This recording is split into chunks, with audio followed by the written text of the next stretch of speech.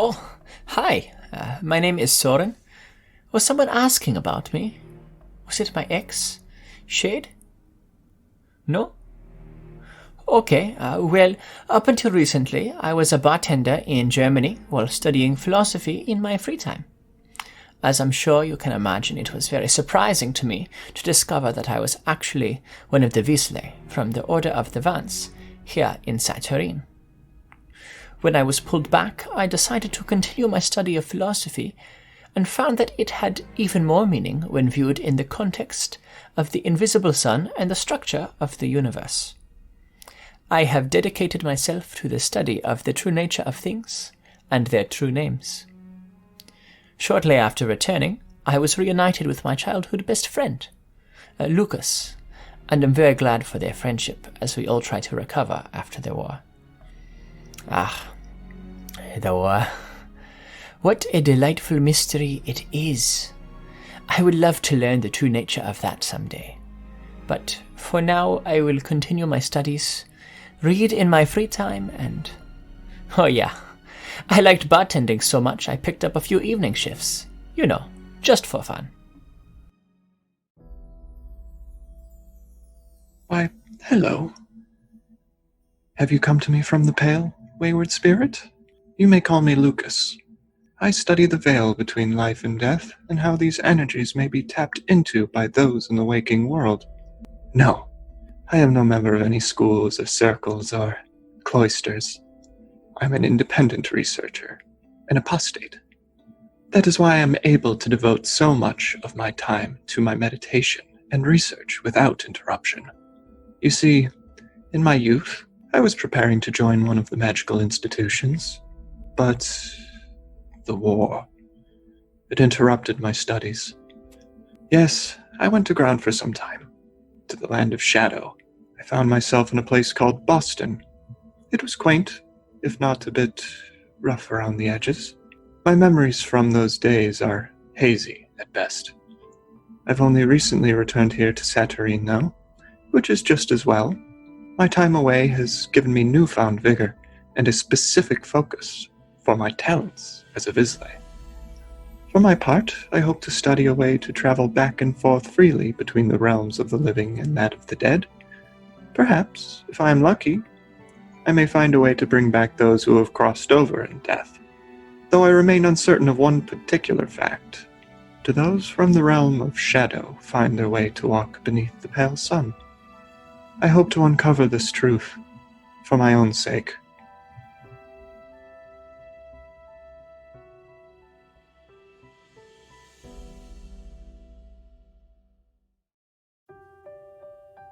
Oh, how embarrassing for you.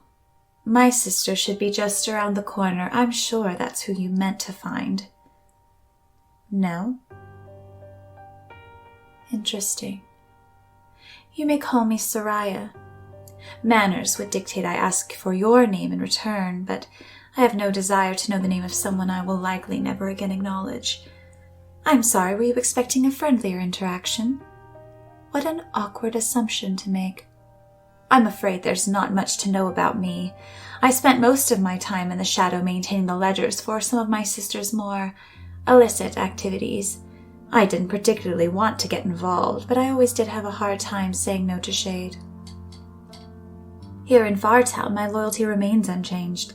Despite our very different social preferences, there is nothing I wouldn't do for her. And I do mean nothing. While she breaks hearts everywhere she goes, I much prefer the company of the demonic beings I summon. They have proven to be far less exasperating. Don't be mistaken, I do have a few select companions. I just don't have time for insipid fools, which, quite frankly, is the majority of the general population. There are many things I wish to accomplish, things that I have no intention of sharing with a stranger I just met, but I can assure you my endeavors keep me busy, and as such I care very little for idle conversation, which, coincidentally enough, is exactly what this has been.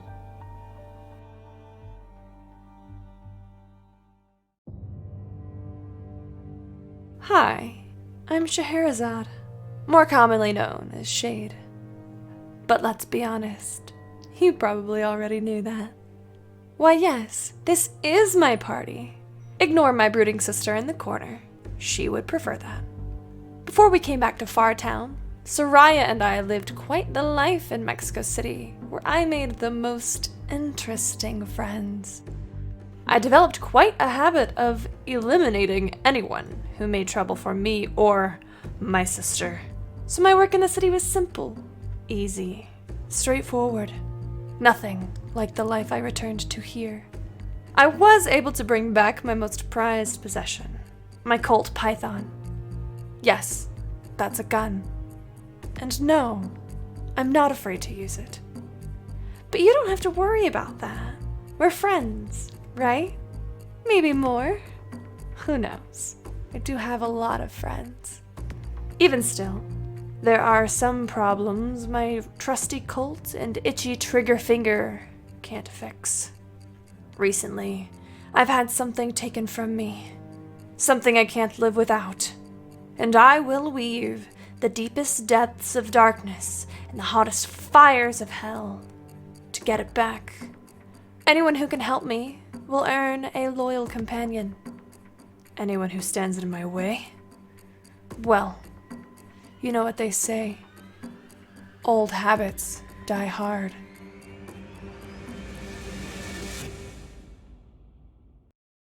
Hi, I'm Alana Albion. I just returned to Saturnine not too long ago. I'm finding it a bit difficult to acclimate, if I'm being honest. This world, it's so different than the peaceful life I left behind in Shadow. Everything here is so terrifying, so strange. Walking words, angels on street corners, malicious mirrors. Some days I find myself paralyzed with fear and indecision as I face new choices. What I should do, how I should live. It becomes so much that I break, shatter, into 1,000 literal pieces before I gather the strength to reform. I know I lived a life here before the war, but I view things differently now. I'm not the same as I once was. While I struggle to reacclimate to the strangeness of this world, there are a couple things that still make sense, that bring comfort. Weaving magic comes as easy to me now as it did before, and my gardening hobby from Shadow not only helped me find a job, but also brought some peace. Not to mention I've got a few friends, new and old, and they're certainly making the slow transition easier. But my heart aches for those who I left behind in my old life. I know I could go back to Shadow.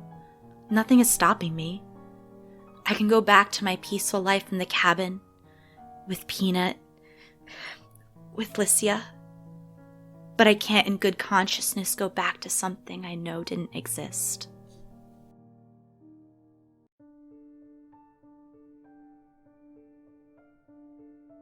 Invisible Sun is a tabletop role-playing game developed by Monty Cook Games. In this system, players portray spellcasters called Visley in a surreal, fantastic setting as they adjust to their new lives in the aftermath of a terrible conflict known only as the War. Players in Invisible Sun control the narrative by pursuing their own individual character arcs to achieve story goals and advance their characters in power and skill. The GM reacts to how the players interact with the world and influences each character's story via the Sooth deck, a set of cards that represent shifts in both the in-game currents of magic and the narratives crafted by the players. There are 9 suns in Invisible Sun, and each sun represents a facet of reality. Together with the dark, these suns form the known universe, the actuality.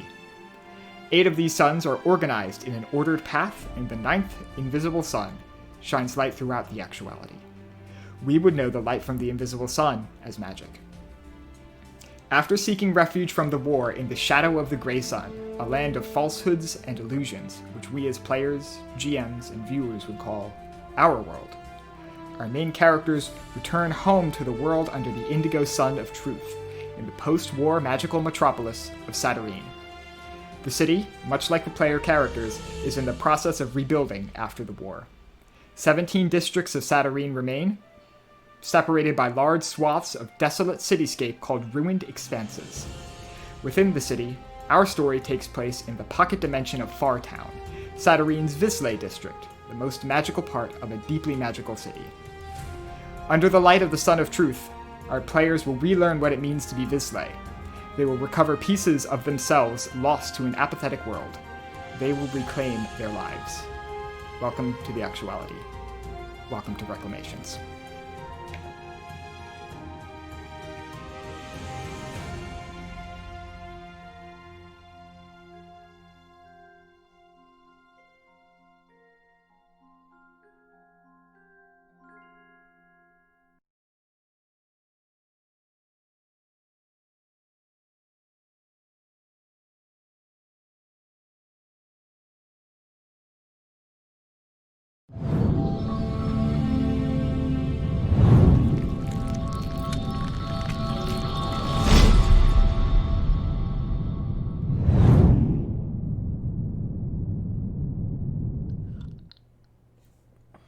Hi, everybody. Welcome to what I think we all believe to be the final session of this wonderful, wonderful Invisible Sun game with the 6 nervous people you see before you, or that might just be me projecting. We'll have to find out as we go. But in any case, I don't think I have anything special to say. Not a whole lot has happened in game between last session and this one. So if anybody would like to volunteer to give a quick recap of what happened last week, just get everyone back up to speed. I see. I'll do it. Okay. Because Ren already did the nose. Well, last week I'll start off with the only good thing that happened. Soren. Who's Josh? Soren has been working on a spell to, I think, learn the true name of things, and he was able to bring the oldest house back to life, to the joy of multiple people, but I think mostly Euphemia. After that, we attempted to bring Shade back to a more permanent life, and to put it very simply, it did not work because Kreiter had a hand in it. Multiple Kreiters. We fought them off, but it was too late. We brought Shade's body home, and,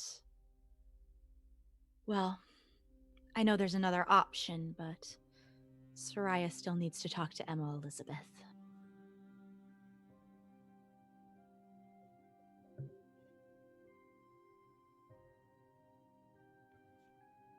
Soraya, how long does it take you to head back up to the Hall of Records? So I think there are 3 days following that are a weird blend of randomly breaking shit in the house for no reason, not interacting, just not. But I do think the 4th day, I would imagine she would find everybody or wherever anyone might be and bring them along. I'd volunteer to get everybody if you wanted me to. That would be great so that I don't have to do it. But yes. And then I suppose we meet. I guess we could meet back at our house, my house, or go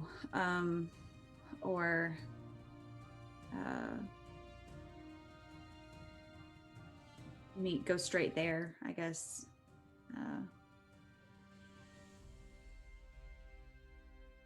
It's probably quicker to everyone to meet there. Yeah. So we'll do that. I'll wait outside for them. Sure. For the rest of you, there's no real difficulty in getting here, seeing as you've been a couple of times. The only thing you would really note is that the first time you were here, at least within the confines of this game, you felt this like wave of just incredible nausea. That seems to have mostly subsided by now. You don't seem to be quite as sickened by the presence of the Hall of Records.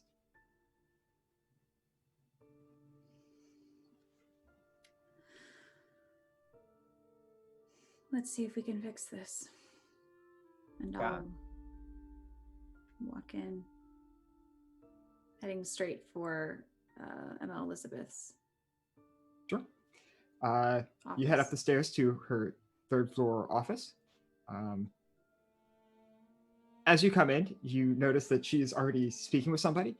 It's this large, sort of burly man who looks very odd in this well-decorated office of somebody who very much enjoys her wealth and very much enjoys letting people know about her wealth.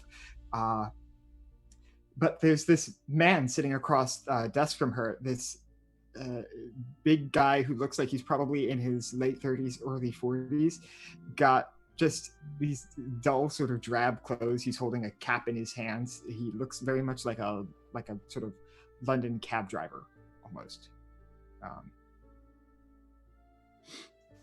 You do walk in though as that conversation is ending. The man gets up. Thank you, Miss Emma. Sort of gives his goodbyes, and Emma bids him farewell as well, and he sort of like bumbles past you, not really making eye contact, and just sort of heads out. Not looking at him. Sure. Soraya, well, come in. Walk in. Is there a seat? Yeah. I will take a seat. Sure. Which I definitely did not do the first time or any time that I have met with her. Mhm. I'm going to stand behind the seat with my hands on the back of the chair. Mm-hmm. As you all shuffle in, Emma gets up and goes to this little small liquor cabinet that she has on the on one wall. Drink, anybody? Please. Please. Yeah, absolutely. Of course. She pours 3 sort of like gin and tonics. She sits back down, takes out a pack of cigarettes, offers it to anybody. Oh, but you did. I'll take one. Sure. She hands it to you, and as you put it in your mouth, she sort of reaches out her pointer finger and touches the end of it, and the cigarette ignites. And for her part, she does the same. Now, I know I told you that there was another option in bringing your sister back, and I did mean it. But before we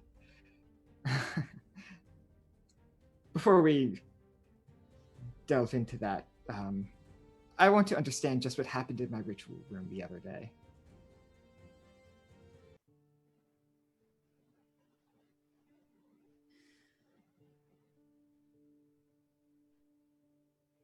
Who was that? Why are they doing this? Do you want to explain? Or do you want one of us to explain, Soraya?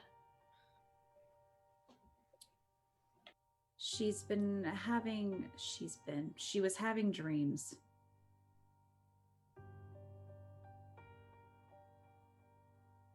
And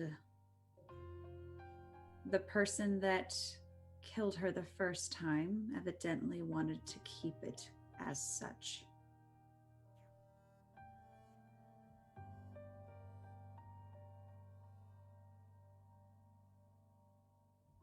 The reasons why. We can't actually physically explain why, magically.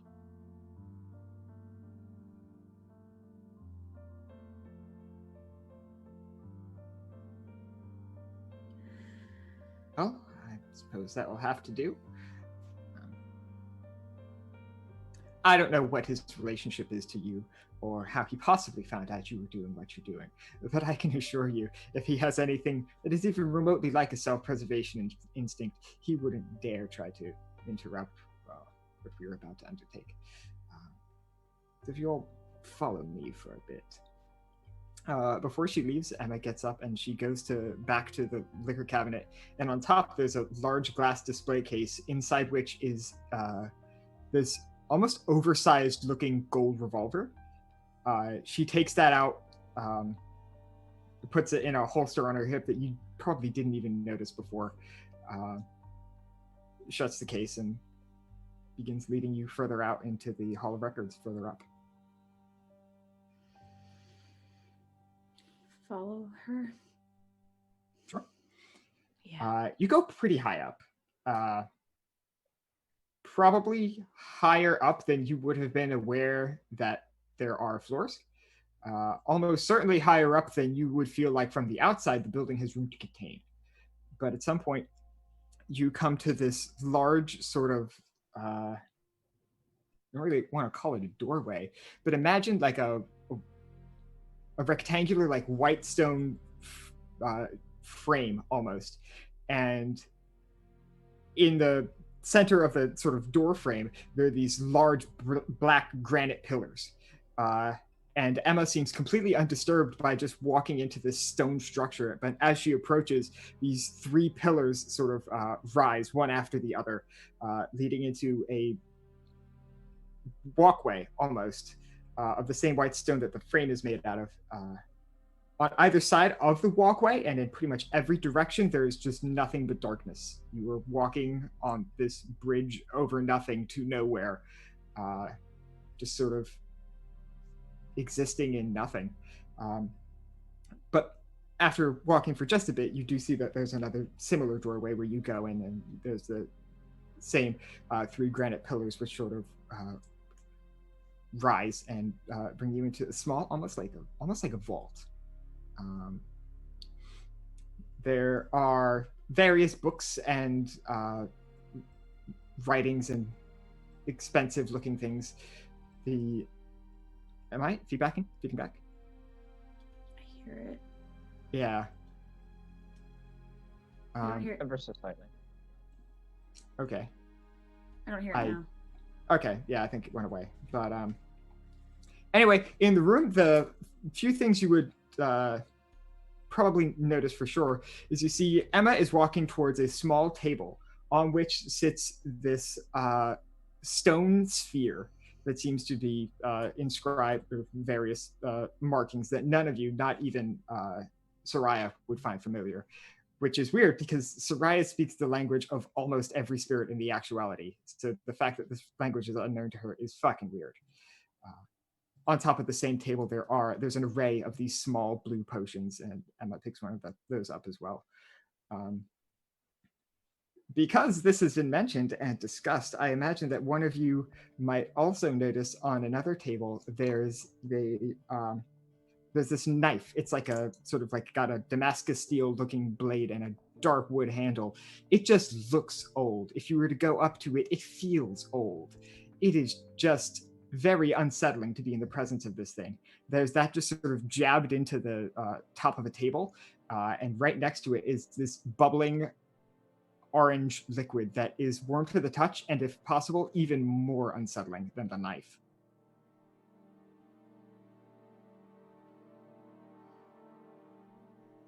Well, I think entering the room, I would have nudged, or perhaps my arm would have passed through Lucas. I'm not sure, but I would have been like, just kind of looking at the architecture.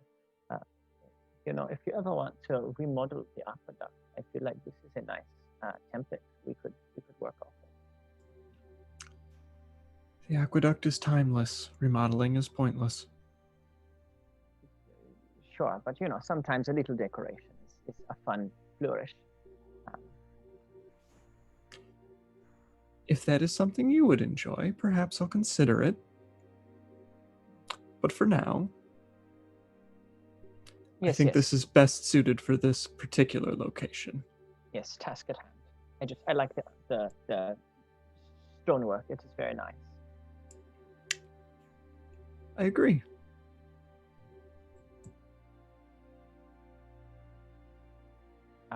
And then once we're in the room, I would be staring at the knife like.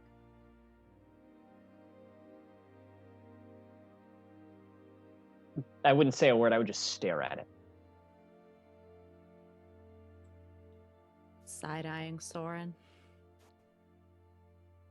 But most of my attention is on Emma.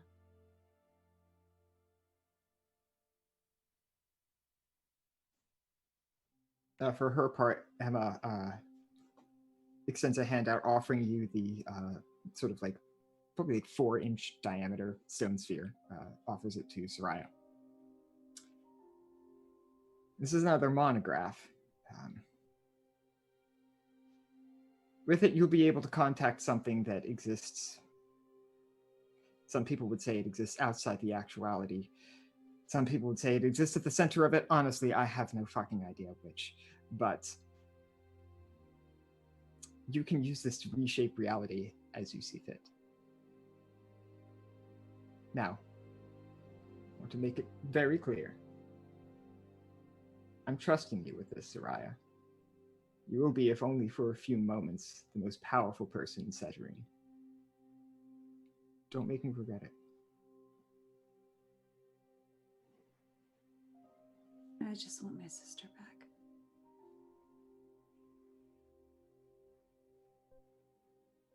I know.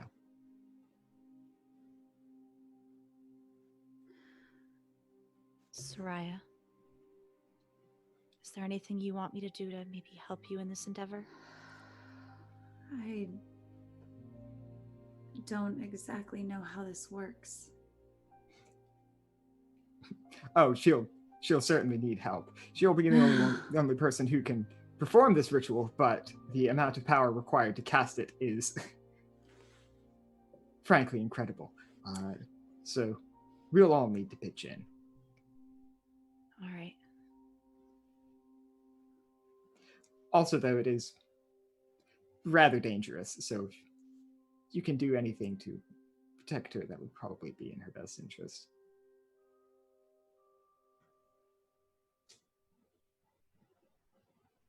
I'll weave a spell of just strength and protection. Mm-hmm. I'll drop At what level? 10.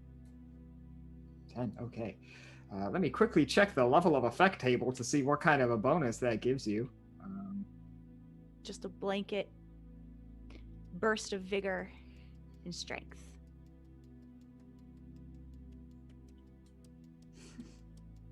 All right, let's see.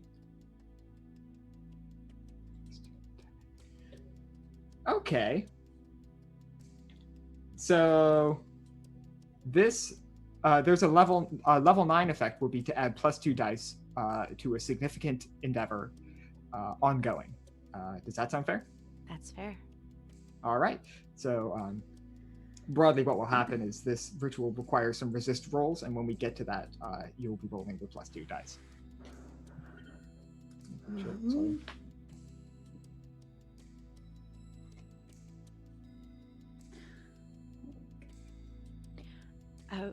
You said she's going to be interacting with something. Yes. Sort of. What does that mean? Well, it means if it's anything like the first time I saw somebody do this, you're going to be talking at some odd-looking eye, and it's going to fulfill a single request, more or less. Just one, though. So unfortunately, if you want to make your friend here, she points at Lucas, bathe, you might need to try it again.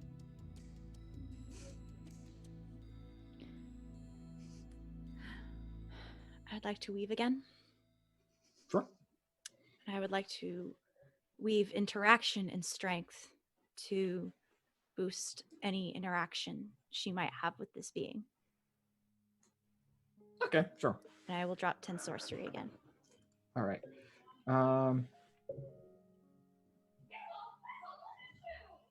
can take my second action rest for the day. Sure, yeah. Yeah, I'll just say you will have the same +2 to your +2 die for your rolls.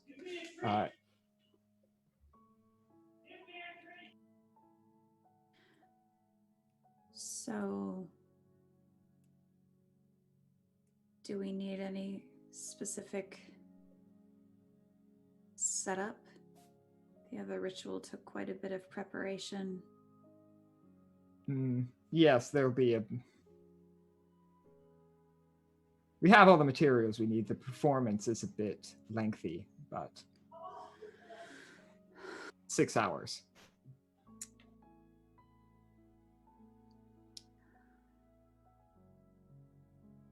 Could be worse. If it's going to be so long, perhaps we, have a quick bite of food first before, going and doing this long, arduous ritual. Well, nothing in here is going anywhere, so you take all the time you need. I don't have much of an appetite. I Me will pull neither. one sandwich and one small bottle of whiskey out of my bag and proceed to cut it into 4 parts, and everyone can have a quarter of a sandwich. I gotta ask, what kind of sandwich is it? It's very simple. It's got ham, cheese, lettuce, nothing extravagant.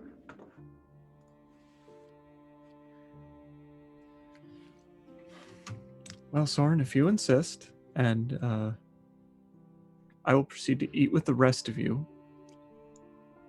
I'm using a majority of my energy to focus myself into a corporeal form, despite the fact that I'm actually a ghost. And I will chew the food. However, I will not be able to actually swallow the food. So the food will just kind of plop on the floor under me as I'm eating it. You do know you don't have to eat it, right? Well, I'm physically incapable of eating it, so this is more for the bonding experience. I could just give you some water to drink. It would have the same effect. Well, I'd hate to make more of a mess than I already have. Okay, you are welcome to continue eating, or you do not have to, my friend, whatever you would like. Thanks, Soren. Yeah, of course. While we're here, I do have, this is just a little bottle of whiskey, but I have some in my staff if anyone would like. And I'll like unscrew the lid on the bottom and anyone, and I'll pass around the whiskey in my in the little hidden compartment in my walking stick cane thing.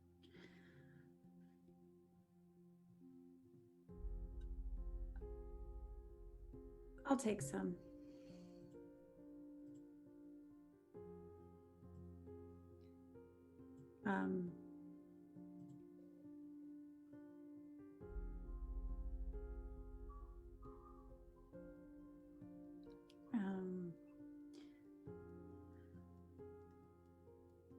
I imagine Soraya doesn't finish her quarter of the sandwich.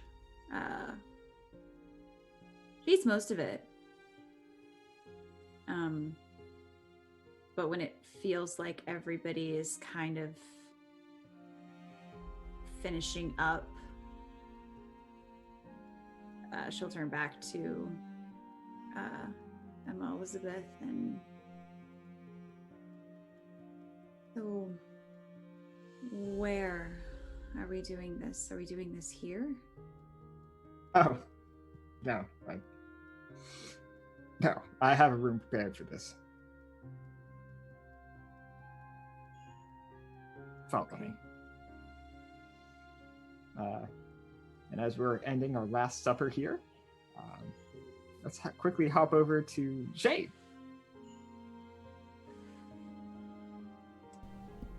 So, we're actually going to quickly play our first Sooth card of the night, because I totally forgot to do that first time around. We have drawn the Relentless Rumor. Value of 3, associated with Secrets, Ravens, Books, and Flame. So if that's you, you have a +1 to all of your ventures until the next card pull. Green magic is enhanced. Pale magic is hindered, which is interesting. And our meanings here are endless half-truths, incessant drives, and ruthlessness. So the pale is a weird place. It's probably the weirdest part about it is that it's so familiar. Once you get sent to this, once you get sent to your next destination, you find I won't say thriving, but a very busy metropolis. The city of the dead is even more populated than Saturnine, and as it's slightly smaller, it's just this dense hubbub of people just existing. In the sky, there is this pale, sickly, teal almost sun that the longer you spend here, you realize never moves. And you quickly realize that that's sort of how things go here. They don't really move or change, or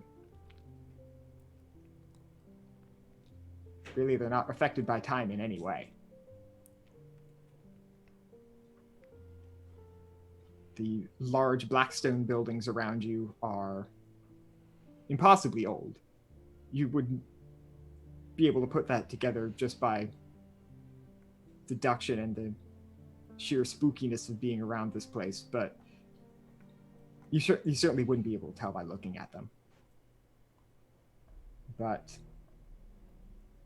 if you thought your senses, your emotions, and everything about you was sort of dulled by dying and being hastily stuffed back into your own body, this is very much so more intense than that. It's almost to the point where you feel like you're seeing in black and white. And when you think about people in your past, it's like looking at the memories of other people. You exist here, but that is about all you do.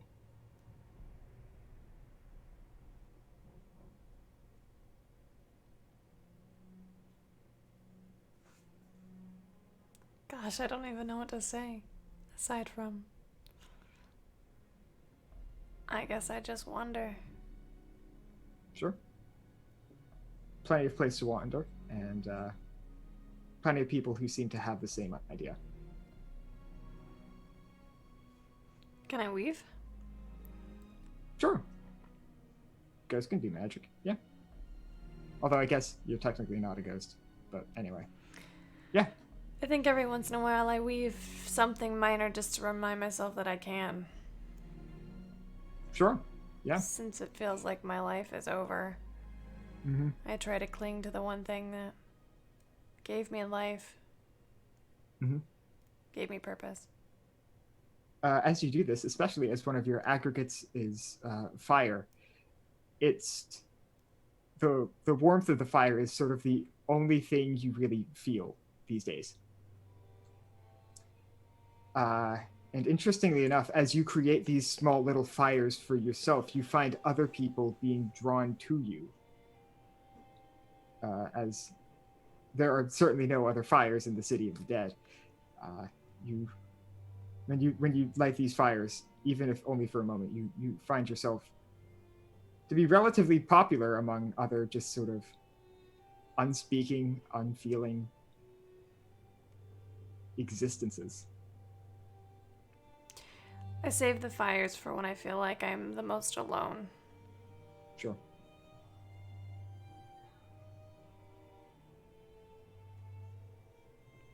But mostly I just exist.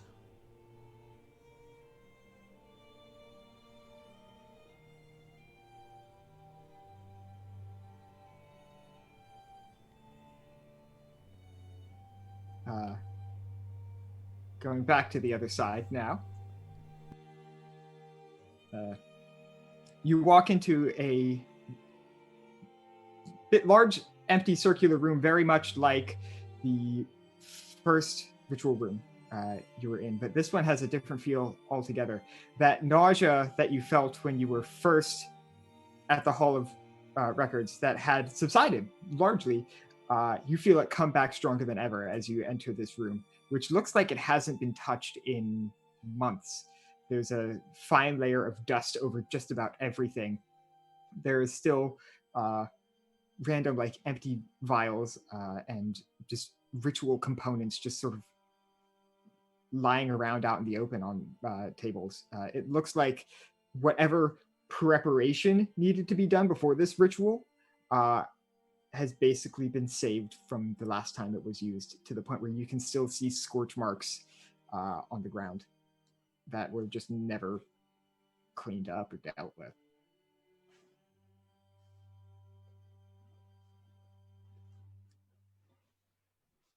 Well, this is where we did it the first time, and it should work for the second time. Now,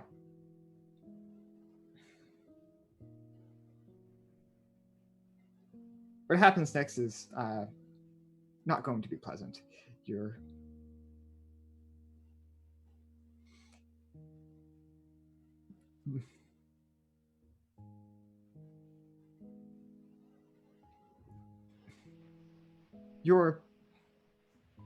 grasp on reality will become tenuous. And should the creature appear, it is very possible that it will utterly overwhelm you and consume you, and you will die. Not in the same sense that your friend here has died or that your sister has died. You will be utterly consumed. There will be nothing left to send back to the Pale. Now, it's possible to complete this ritual, but I'm warning you now, it is very dangerous. Yeah, question about that actually. You said that you've done this once before. What was the context when that happened, and how did that turn out?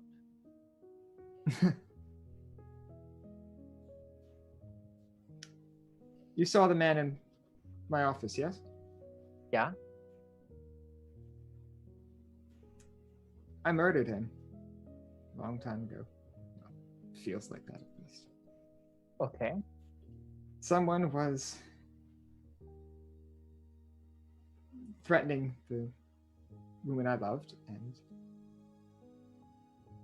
in exchange for removing the threat, the demon wanted a soul, and that man was, well, he was certainly in no place to fight back. So she sort of holds up the gold birdcage, which is still cuffed to her wrist. I put him in, and I fed him to something. And I quickly realized that I should not have done that, but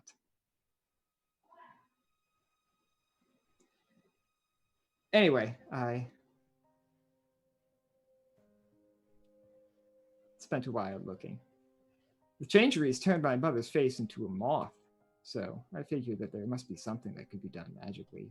Something weird with time or some nonsense. We found this, went to a shitty place under the red sun to get it. And here we are. And it was successful bringing them back, and no one died or ceased to exist in part of that ritual, right? Not as part of the ritual, no. What was the cost for getting what you wanted?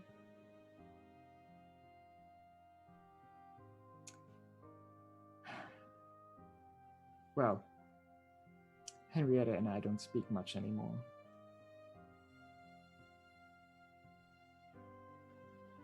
So, whatever it was too high.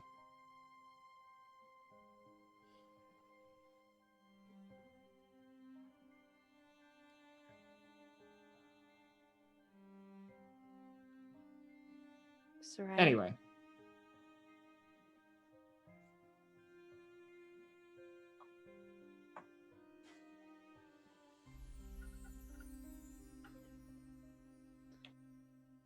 I put my hand on your shoulder.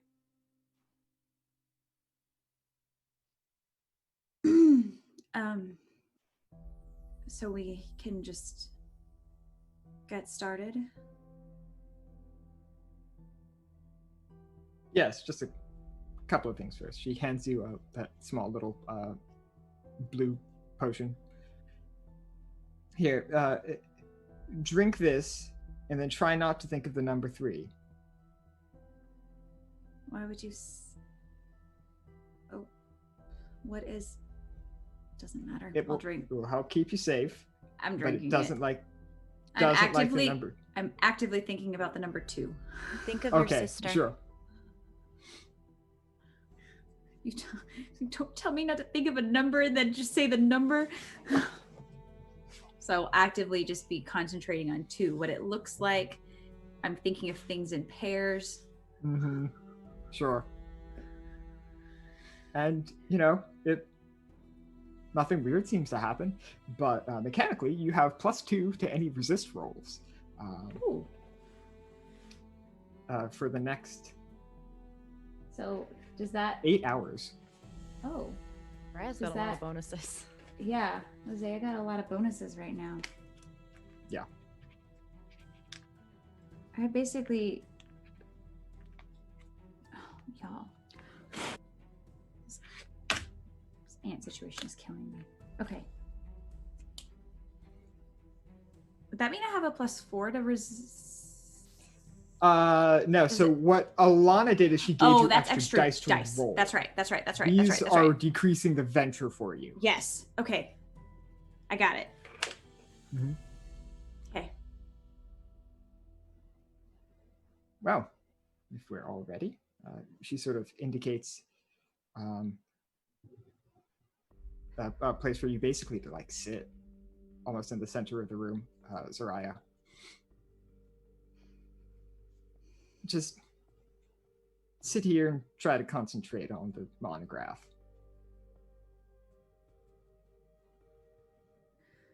The rest of you, like I said, this is going to require quite a bit of magical power, so anything you can donate over the course of the next 6 hours would be greatly appreciated.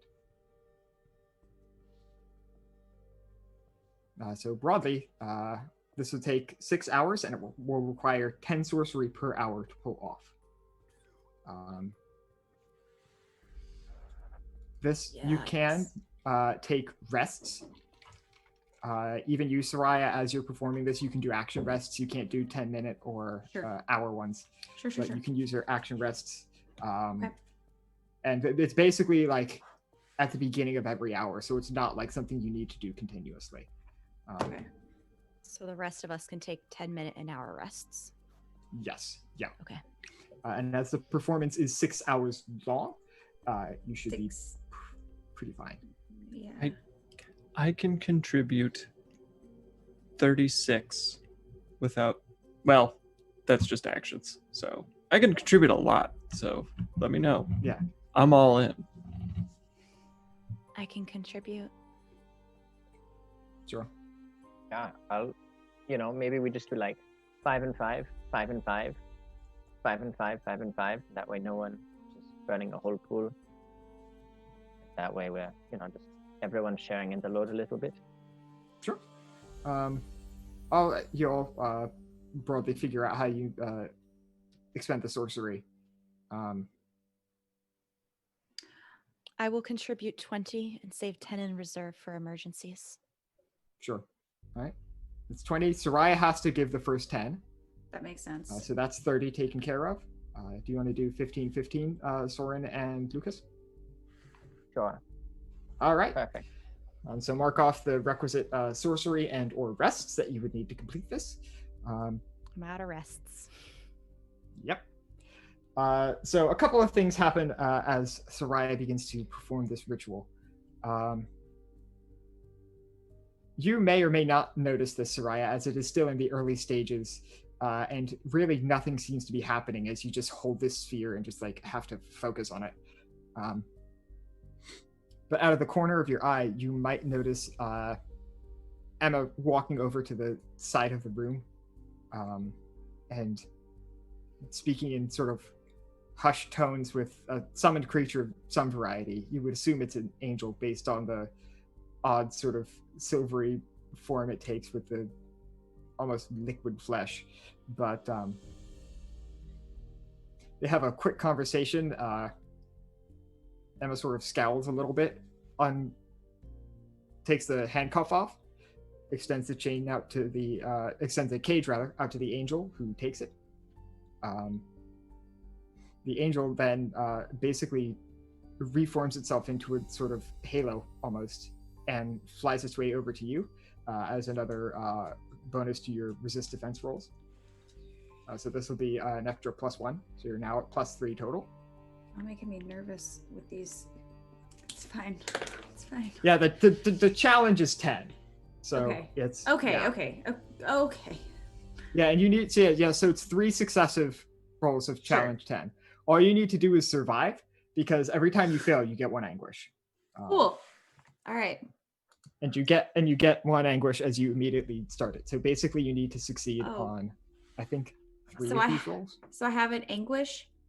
You will once the thing starts. Okay. And as far as Soraya, what you see is eventually, after looking at this thing, the writing on here still makes no fucking sense. But that doesn't really matter to a large extent, because at some point your vision begins to swim almost, and you look around you and things are definitely not right. You did not know when the sort of giant insects entered the room, and you're not really sure why Alana is eating Soren's foot. But also, somehow you do feel compelled to still sit and basically be absorbed in the ritual you're casting. For the rest of you, there are no giant insects in the room, and Alana is not eating Soren's foot. Thank you for clarifying. I was very concerned for a moment that I would have to invest in a new boot. Okay, you've got to get the other pair. Yeah, but if I'm missing toes, then I'll need a new boot. Oh God. I am trying to stay focused, because I do remember Emma Elizabeth saying that things were gonna, like, it was gonna get weird. So I don't know how much of me is aware that this is weird, or it's just, how much of it feels like reality. But I am trying to stay concentrated on the orb. Sure. Sphere. After a long 6 hours, I imagine, of increasingly surreal and impossible vision, and a long 6 hours of just utter boredom for the rest of you in this dimly lit ritual chamber, something does begin to happen. In front of Soraya, it's weird. It's like almost the air in front of her is just congealing and falling onto the floor in these thick globs. And the space behind reality almost is this writhing, swirling mass of just color, every color at once, and just shifting and squirming. And this hot, damp air just seems to be seeping into the room from this gap in reality itself. The gap itself only grows wider as these globs of reality just fall on the floor. And eventually what comes out is this large eye, maybe like 30 feet in diameter. This large yellowish green eye with a pupil larger than any of you, just seeping into the room out of almost nothing. As this happens, Soraya, you feel yourself lifted off the ground. All of you feel almost ashamed to be in the presence of this thing, which seems like it sees through every one of you. It knows everything. There's nothing hidden here. The omnipresent eye knows it. Soraya, you take 1 anguish as you are lifted off the ground, probably like 15 feet, suspended directly in front of this massive pupil. So,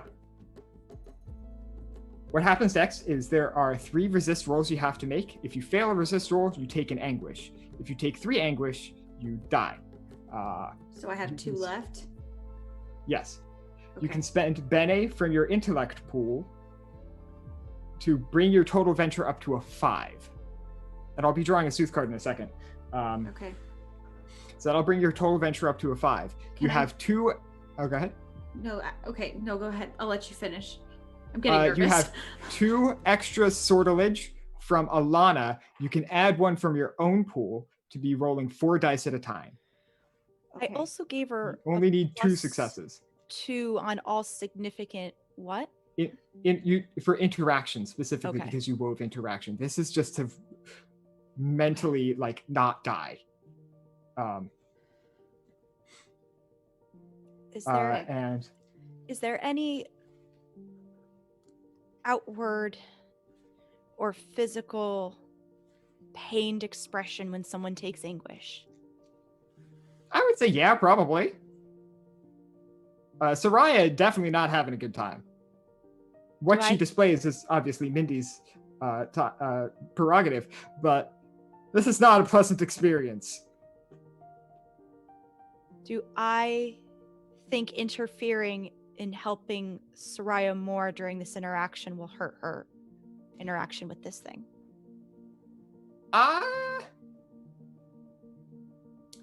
I would say that you would be at least vaguely aware that it's a fucking risk. At this point, you would definitely be aware that it's a risk because you have no idea what this creature is, even though it definitely seems to know what you are. I will wait. You also would be aware that, broadly speaking, weaves don't stack well. So as you've already given her protection, it's very much a sort of diminishing returns thing. I was thinking healing. Oh, yeah.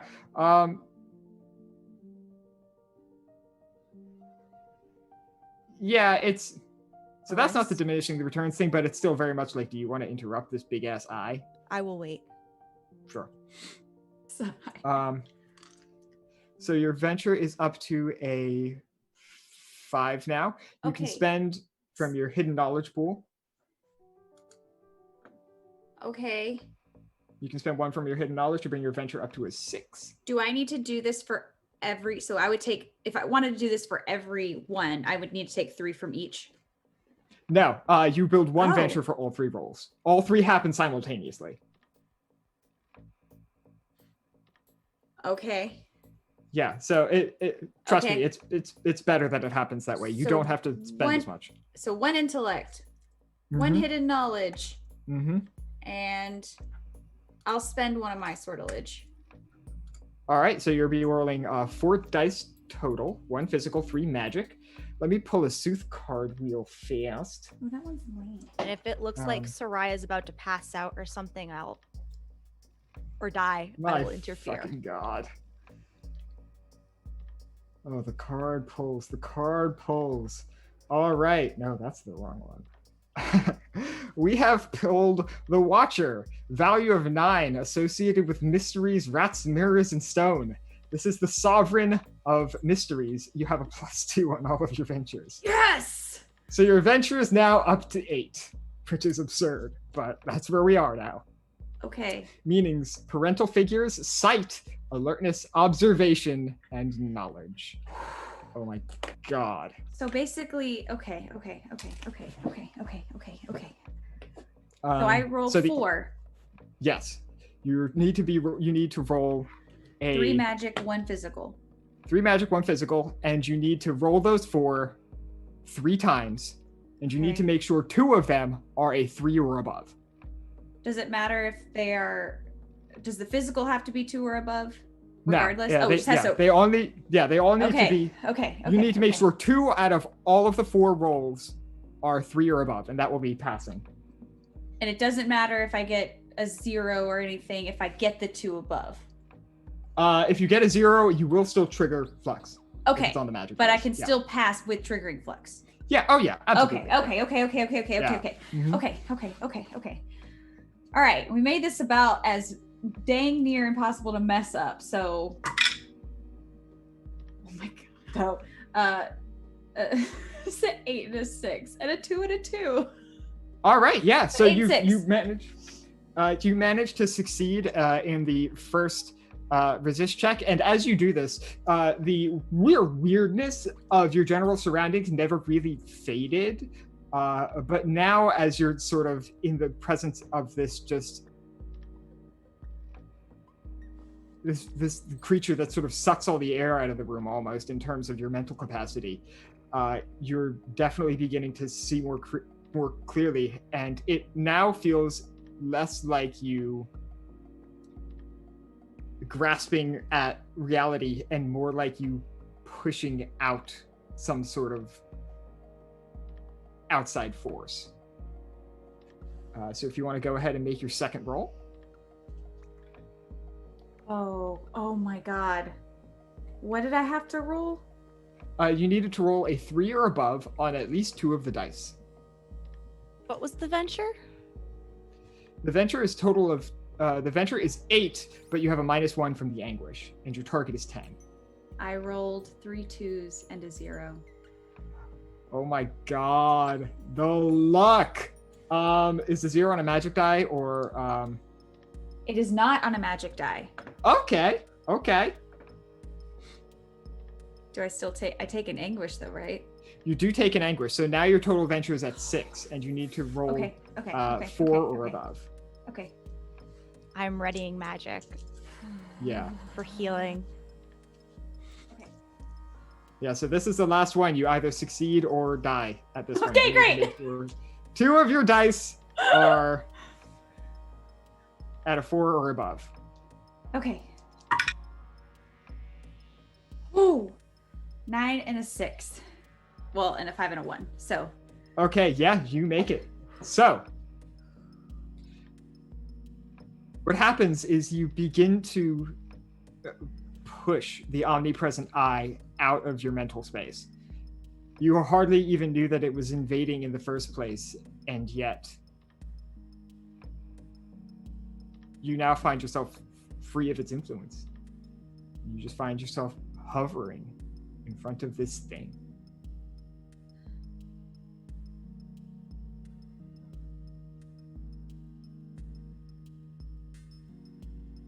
Does it say anything? In my head, No. I don't know if it can say anything because it's just an No, eyeball. it is just an eye. There's a conversation to be had. It seems like you got to start it.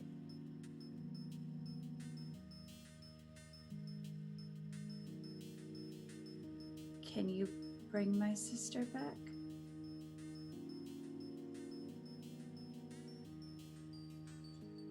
No response.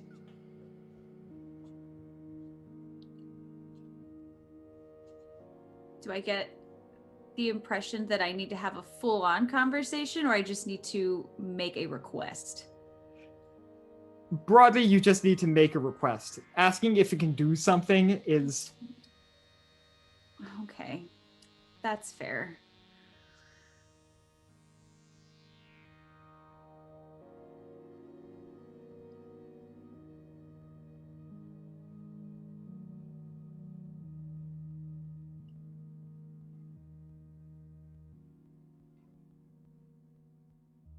I would like my sister back. Not pieced together by my magic,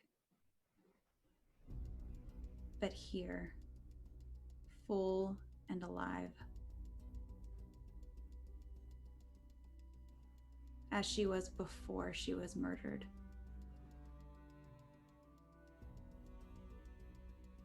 All right, thanks for the... Is that a major flux or a grand flux? Anyway, so what you see on your end is a long, slow blink.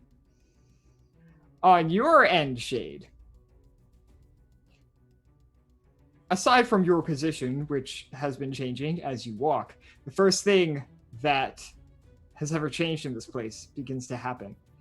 As you look up and the sky starts to darken and you wonder, like, why the hell? There are no clouds here.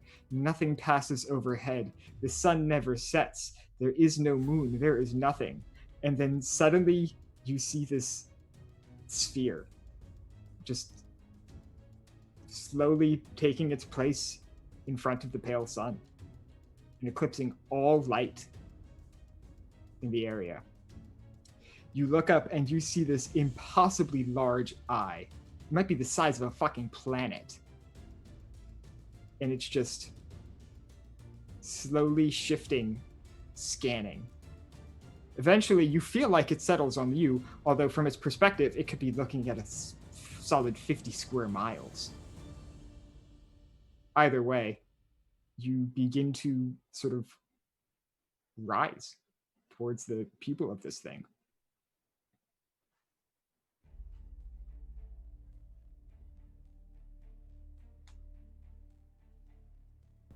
Can I fight it? Yeah, sure, why not? Does it seem like it doesn't seem like it's asking me for a choice. It seems like I'm being selected. Nah, it's just you're being moved.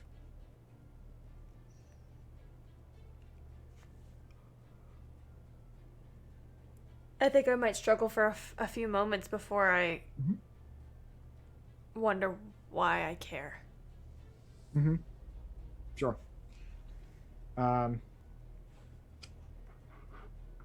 The last thing that you would be aware that's happening is you see this equally impossibly large figure, although not nearly the absurd size of the omnipresent eye.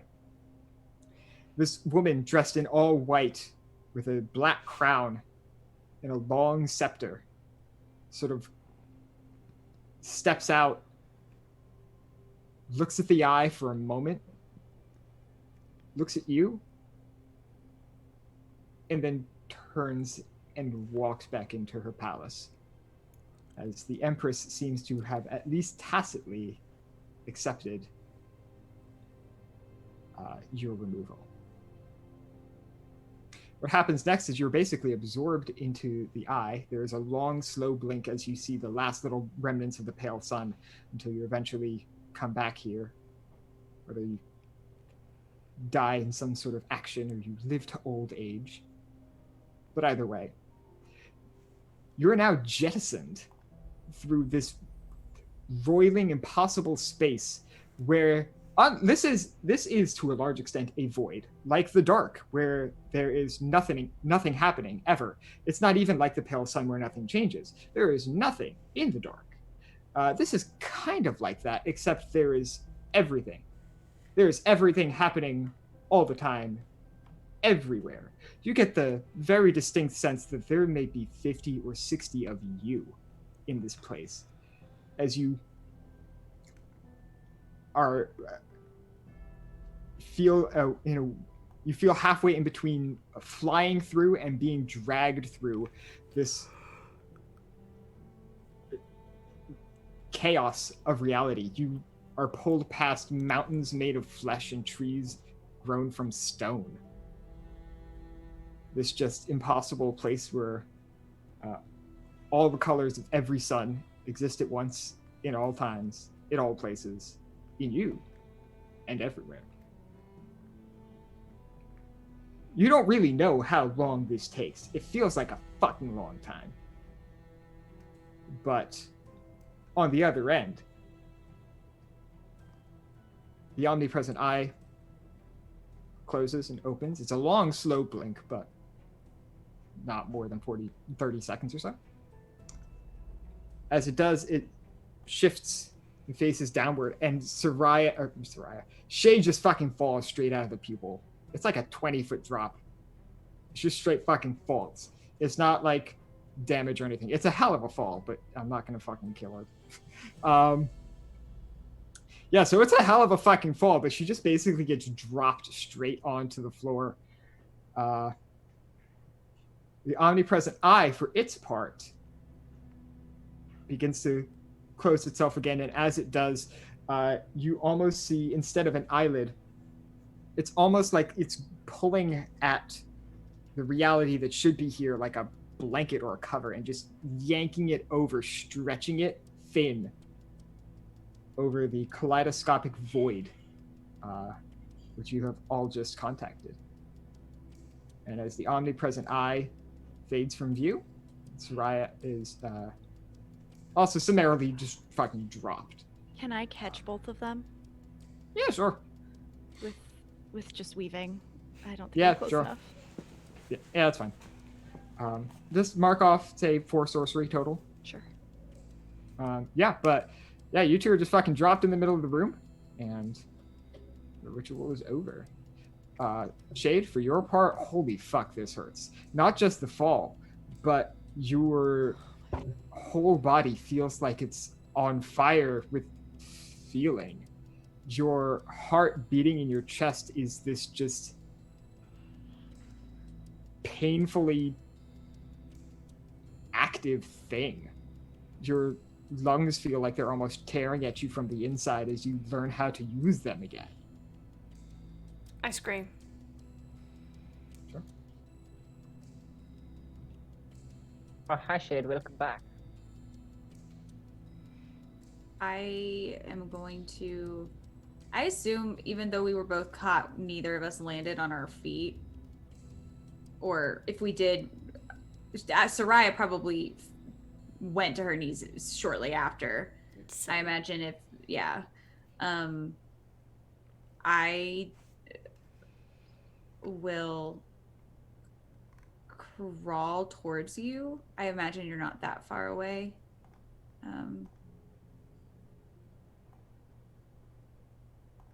And I'm just gonna watch you while you scream for a second. And then I'll reach for your hand. And the moment you kind of stop screaming, I will place my other hand on the side of your face. Almost like I'm making sure that it's really you. I'm searching your expression. I'm trying to make sure that this is really my sister.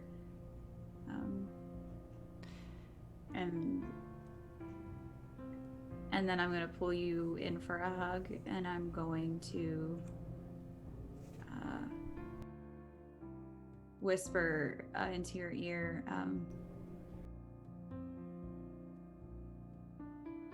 I was so afraid I was going to fuck it up again.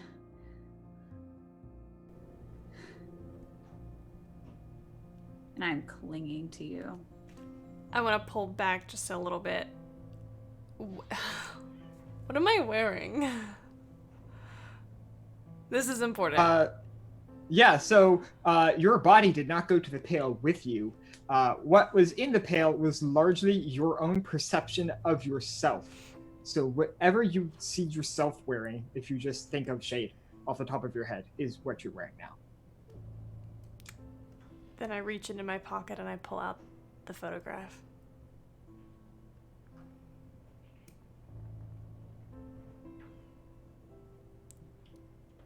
Just to make sure it's still there.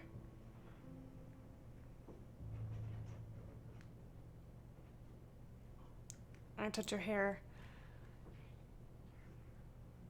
The little parts that I showed you how to pin back.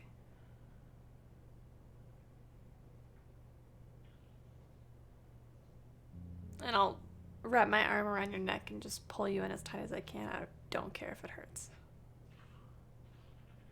You hear a quiet ow, but I don't go to pull away. Ow. Do you want to talk about ow? Look, I almost died trying to bring you back. Calm down. I shove you away. Bitch. I am who I am. Don't pretend you didn't miss me.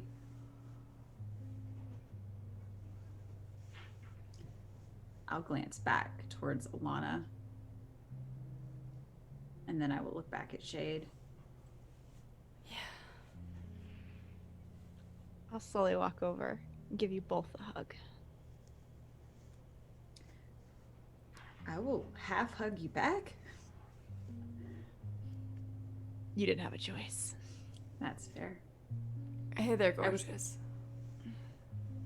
I look back at Soren and Lucas. She's gonna keep staring at you. You might as well just join us now. No pressure, but if you want to get some good feels in while they last. You're looking for the whiskey? Soren, get your ass over here and give me a hug. Fine. I will walk over and participate in the feelings.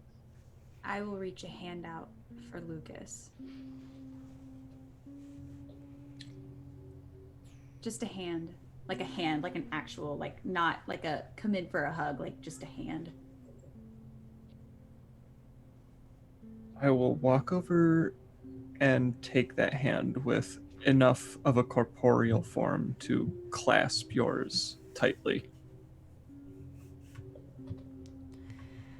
Give it a little squeeze. So,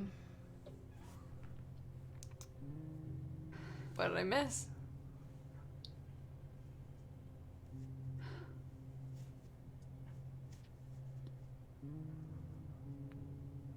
Couple long days.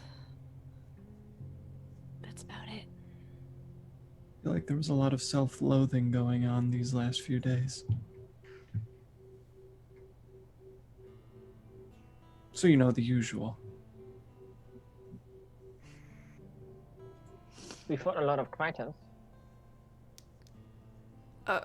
Did you get my message?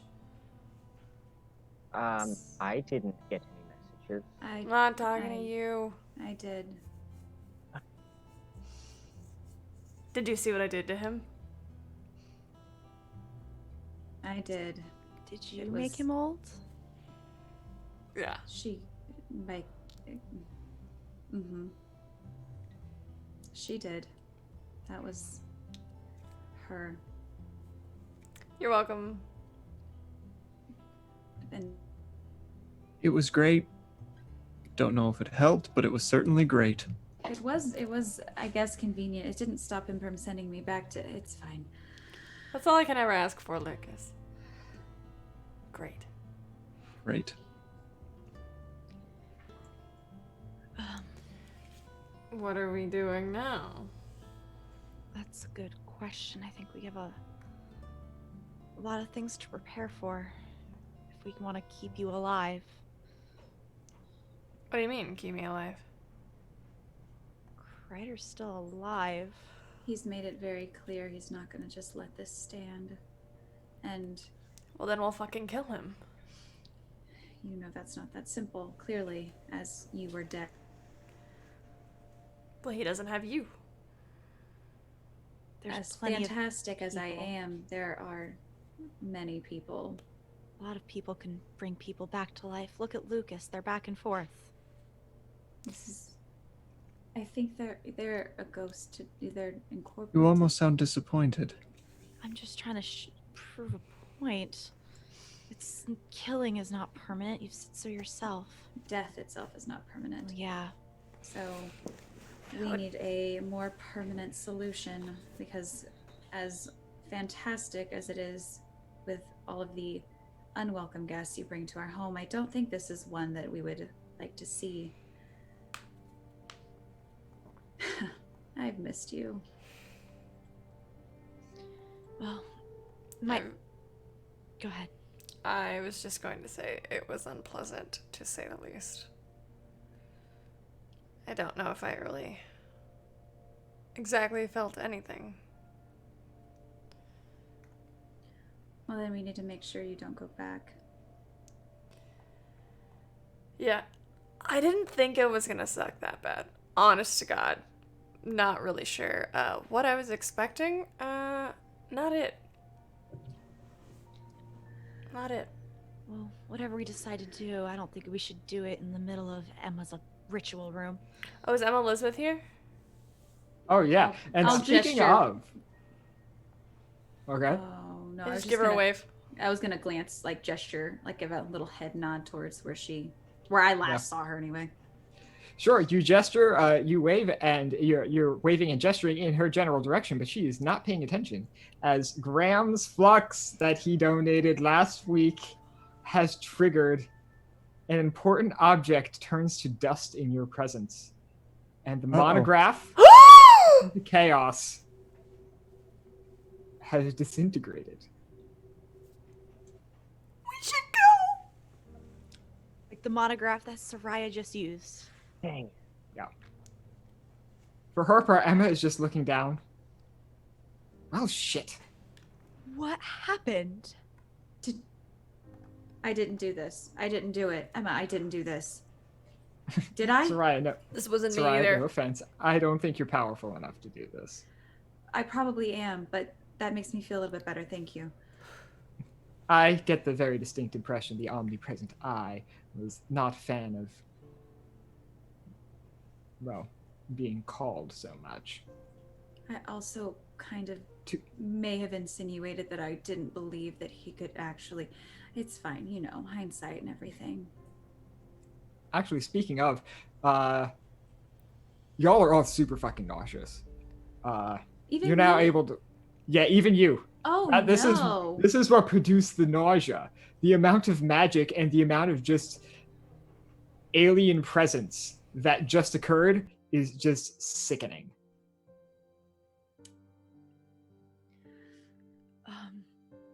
Wow. Can we leave? Yeah.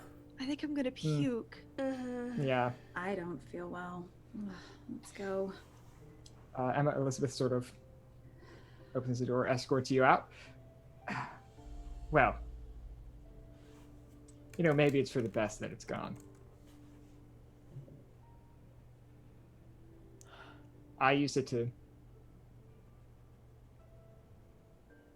well, remake somebody out of nothing. You used it to bring your sister back, all things considered. I think those are fairly decent uses of this kind of power. Perhaps maybe only decent uses, so. Well, something as powerful as that probably finds it boring and trivial. Probably. Well, in any case, she sort of looks at you, Shade. Glad you're back. That actually makes two of us. 3. And on that note, before we, okay, I was to say that's it. No more people. yeah, right. On that note, before we figure out how to kill somebody and make them stay dead, we're going to take our quick midstream break. Be back in 5 or 10 minutes. And yeah, go get up, stretch, drink some water, and we'll be right back. Oh, sorry, I forgot. Okay, we'll be right back. Bye. Oh baby, I love your madness. It's so incredibly beautiful. Oh, you so selfless. Oh baby, I love your madness. It's Welcome to our Patreon. Here on Open for Adventure, we are making high-quality Dungeons & Dragons content, folks. We have a great big world to share with you, and by becoming a patron, you can help us explore and expand upon this adventure. With your support, we can invest in more amazing artwork, better mics, fancy cameras, and overall stream quality. Not to mention, help us get some amazing new merch that we can use for giveaways. What do you get by becoming a patron? I'm so glad you asked. Let's take a look at the different levels and give you a sneak peek at what you can get at each tier. Did you know that the family of the First Lord Theo, the leader of the rebellion against the Empire, actually invented firearms nearly 25 years prior to the current campaign. The designs for this high-tech weapon are the Delaney family's best-kept secret. Also, they were originally invented by the late First Lady Victoria, Theo's mother. Access to lore leaks like this is what you can expect from the first tier, written in blog-style posts after each weekly session. Ever wondered what goes on off-camera? The next 3 tiers give you exactly that. With Stolen Moments, you can get access to text-based roleplay moments, highlighting experiences that don't make it onto the stream, like Leona's training session with Ray and Asmrin. Stolen Moments Plus gives you access to roleplay moments featuring our guests, non-player characters, and historical figures, featuring the likes of Marshall, Annalena, and even the Empress herself. And Roleplay Addiction takes us to a whole other level. This tier gives you exclusive 30-minute videos of canon interactions not otherwise seen on stream, like late-night drunken interactions between paladins or tender moments featuring your favorite character ships. The Warm Fuzzies is super simple. It's everything I've listed so far, and also you get your name on stream after our weekly regular sessions. Every session. And our undying love. And finally, the most epic of all Patreon tiers. Drum roll, please. The Lore Master. This ultimate and final tier gets you first look access at all of the content going into our upcoming, official, open for adventure campaign setting. Lore. Maps.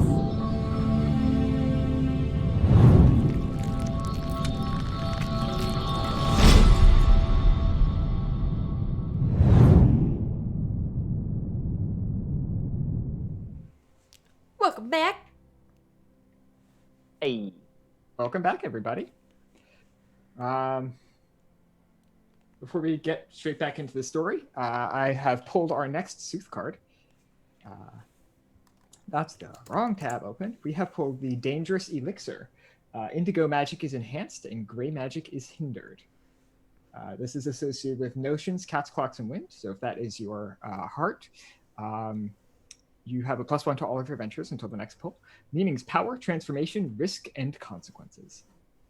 And on that note is where we will pick right back up. You, after successfully completing the ritual Reach into Chaos and contacting the Omnipresent Eye, have revived Shade and brought her back from the lands underneath the pale sun. And you and Emma Elizabeth are currently heading down the towers that make up the Hall of Records.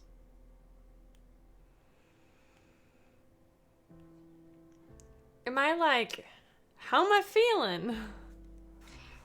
It's weird. It's really weird. Most of the initial shock of like, oh, holy shit, my heart beats, that's a thing that totally happens, has mostly worn off, but like, things are still look a little too bright. Colors are still a little too vivid. You feel strong in a way that makes you uncoordinated. Just think of you feel sickeningly lively.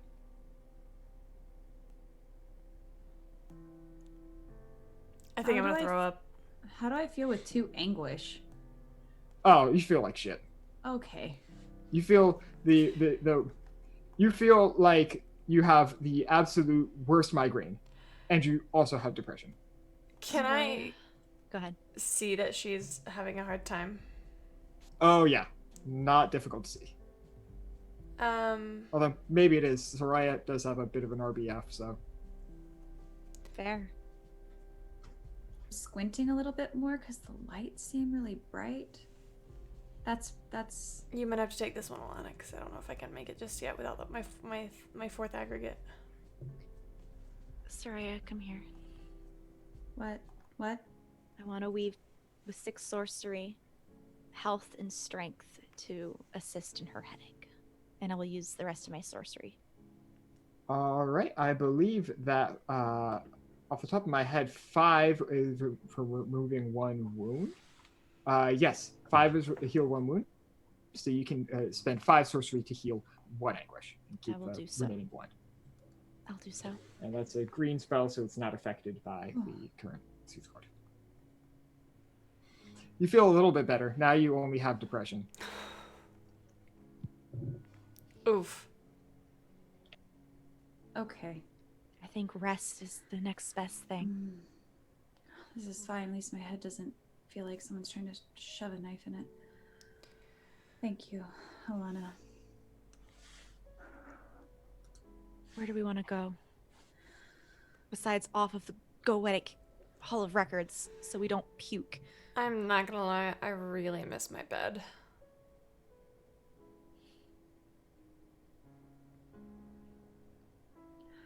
Oh, we can go back.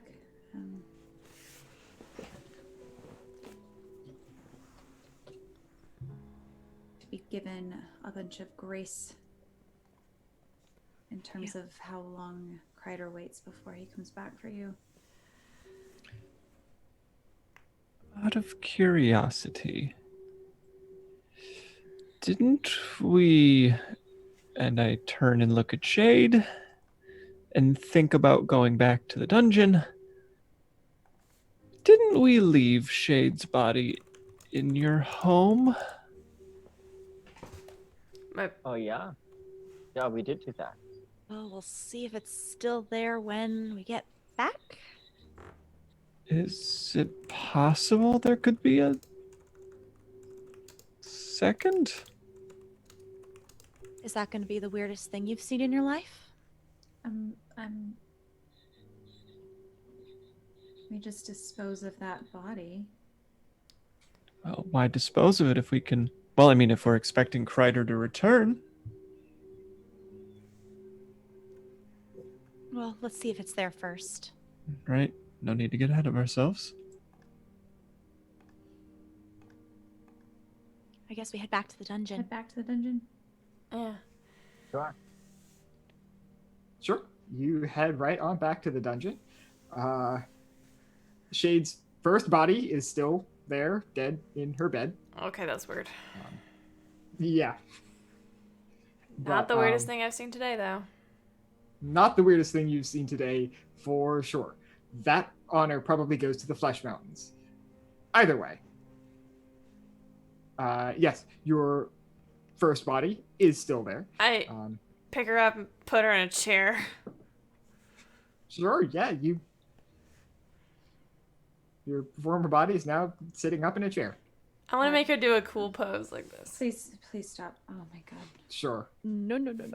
One of you is enough. This feels like there's 2 of you, and I do not like it. Don't. Can I make put this sunglasses worse. on her face? Please stop. Yeah, there's nothing stopping you. Oh my god. Except Alana and Soraya. Yeah, no, we're not. Get we're off of not- me! Leave us alone! Are you sure you don't want to get rid of that? It's Not going to even a smell. little bit. This is really cool. This could be the ultimate prank! Oh my gosh! I do like the ideas where Lucas was going with that, though. That prank is maybe not the best word, but I needed a laugh. I did not laugh at that, but Can I weave... not you. Can I weave energy and movement to make alternate me dance? Yeah, sure. Let's call that a level 3 effect. Okay. And if you want to do it for more than like 5 seconds, you can spend an extra sorcery to Done. like a minute. Done. Sure, yeah. You spend 4 sorcery, and you animate your former body, and your She's doing the robot. old body is now dancing, doing the robot. I'm beatboxing while she's dancing. This is... I can't believe you two are related and I'm dating her. I regret bringing you back already, and I will walk out of the room. Alex, very important question. Would I be able to possess this body? Oh my god, that's even worse! There's nothing stopping you, I suppose. Well, Which? once Shade has exhausted dancing and beatboxing, I will just kind of float idly behind you and just say, Shade, if we're expecting Kreider, I would think this body might serve as an appropriate decoy. Would you mind terribly if I possess it? Do it. Do it now. So this, oh gosh. I swear to God, if you pretend to be Shade in my presence, Lucas, I will hit you. I just kind of like spaghettify and go into the body. Mm-hmm. And This is what this is about, y'all. This is Invisible Sun. oh, a little stiff. Yeah, I think so. It's been like 4 days. It's in I've been dead for a long time, Alana. Like very jerkily moving around a little bit. Sure. You Lucas. have Possessing Ghost as a spell, right? You can possess people? Yes. Okay, yeah, that's the amount of sorcery we'll say this is. We'll say this is akin to 6. possessing a person. I hate this. Oh, What's the matter, Shade, honey? No, you're Shade. Oh, right. Me. Alana, it's me, Shade. Shut up. Nope. Be quiet. Nope. Mm-mm. Come on, give us a kiss. No. I would Come eventually on, give back. us a kiss. I will push you away. Alana, is the dancing a... What the hell is happening here? It got even weirder. Lucas is happening. Lucas is No. in me. No, I leave. I leave again, and I'm not coming back. Soraya, no, wait, come back. Run after her. Give her a hug. Nope. I Like grab you. swinging the Nope. legs Mm-mm. widely. Mm-mm. Come back. Nope. Yeah, this is very much a Frankenstein's monster type mobility you have going on right now. God, this is terrible. This serves a purpose. I regret everything from the past 24 hours. I feel like it's a little late for us to undo what we've done. But this is very entertaining, and I will just find the nearest couch and lie on it in the same way that Shade would normally lie on it, like feet over their arms, and just sit there and just watch as shenanigans. You do know you don't look like Shade, right? Oh, no, I'm aware. I just want to be comfortable while they do this. And I know how to be comfortable. We should have a party, a death party. No. We can all dress up in black. It'd be like a goth party. Oh my god, it'll be so much fun. Or we could try to make sure we have a solution for the person trying to kill you. Because Well, clearly yeah. we can't bring you back again since the glowing eye didn't like the first time we brought you back. Okay, well that works too, I guess. Yeah, Spoil it sport. took away the dagger that we kind of need in order to do it again. Was that the dagger that you were telling us about? The soul Yeah, knife? that was the soul knife. I felt like, it might... If we had wanted to, kill someone permanently, that was it. Wait. It is currently not corporeal again anymore. Wait, is it not? I thought it was just the orb that got destroyed. Alex. Yeah, the orb got destroyed. The offering But knife still exists, and it is still in We Emma's just left vault. it in that room. It left it in the vault. Yeah, yeah. I No one thought- took it from the vault. Yeah. Oh, I thought it was... That was destroyed. And I was like, Alex, curse you. Oh no. So- The monograph for Reach into Chaos was destroyed. The offering knife is still in Emma's vault. Never mind. Going back. So anyways, did you see that dagger at Emma Elizabeth? What I dagger? get serious. The really old as one? you mention it. Yeah, the very Yes. old knife. It was very Fabulous. cool. I looked Amazing. at it. Very Yeah. cool. It is. I think that's what was telling you about the other day. I did some basic research. I sent a runner to go and do some looking around to find out where perhaps we might find a dagger of this quality. And one was recently sold here in the underbelly of the city to a powerful Goetic woman. And I God, and- feel like that fits the description. She definitely fits that description. How You do we get it say from her? It was in the vault? I was distracted. Yeah, He where was we had very- lunch. He was very pointedly staring at it. I was not paying much attention to many things.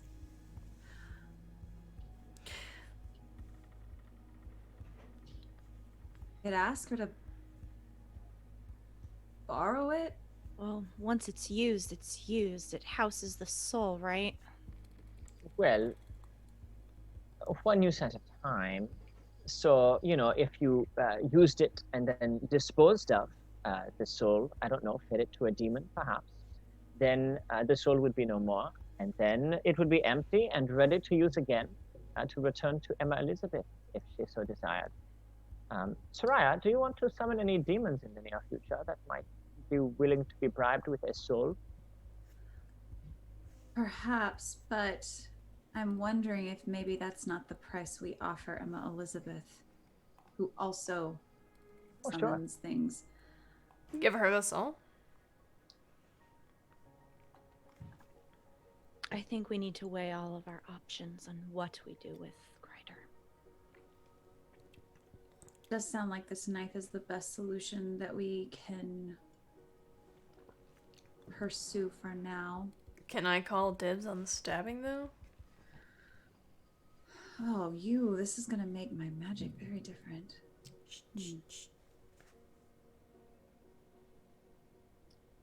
My hand is on the hilt of my sword.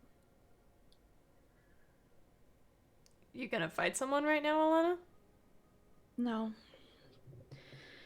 Like I said, let's weigh all the options, talk to Emma. Sure. I think I'm gonna also talk to Ashler to see what he's... Why do we need to bother her again? I want to know what we're getting into. You We think were kind of she's gonna ambushed. know? She was married to him. You don't... He's a Vizsla, and she's a Vizsla, and they were married for a good chunk of time. I'd be surprised if she didn't know at least some of what he was capable of. Last I knew, people can change. And how will anything she tell us change our plans? Preparation. It's less of changing the plan and more just going in. Do you want to go in completely blind? We tried that once. It did not go well for us. Hell, we didn't even know we were going in blind. After the ambassador kissed you, 16 of him showed up and tried to kill Soraya.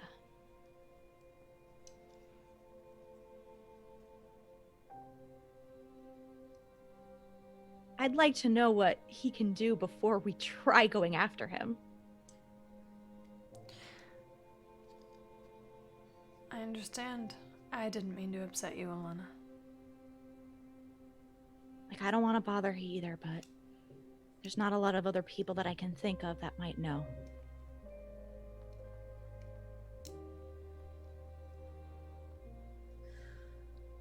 And I think I want to spend some time practicing weaving.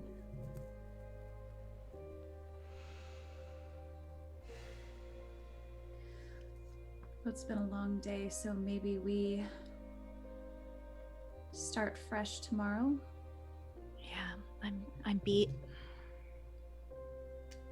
Try to figure out how to convince Emma Elizabeth to let us use that knife.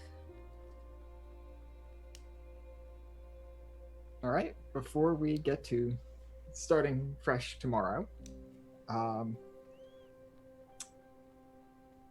Soraya, you chose some interesting wording when you were interacting with the omnipresent eye. And because of how you made your request, not only is Shade alive, but she has dreams again.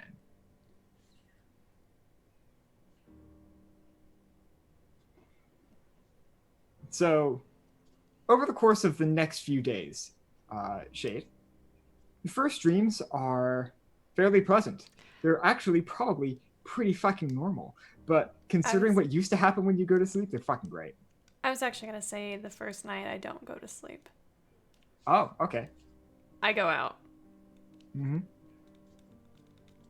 I go out and get into as much trouble as a Shade does. All right. I stay up, I don't sleep. Mm-hmm. So, it's almost like I'm afraid. to fall asleep. Sure. Mhm. But when I do, When take you it do, away, Alex. Yeah, your first dreams are probably pleasant, and they're probably fairly banal, but they're pleasant because, in compared to what you used to have to deal with, like, this is fucking great. But eventually, probably 3 or 4 days in, you find yourself in the middle of Satyrine, but everything looks different. You are not in Fartown. You are in the middle of the city proper, and it's bustling. The quiet streets you currently would know to be the city are nowhere that you can see. What else is nowhere that you can see are the ruined expanses. There's no ruin here.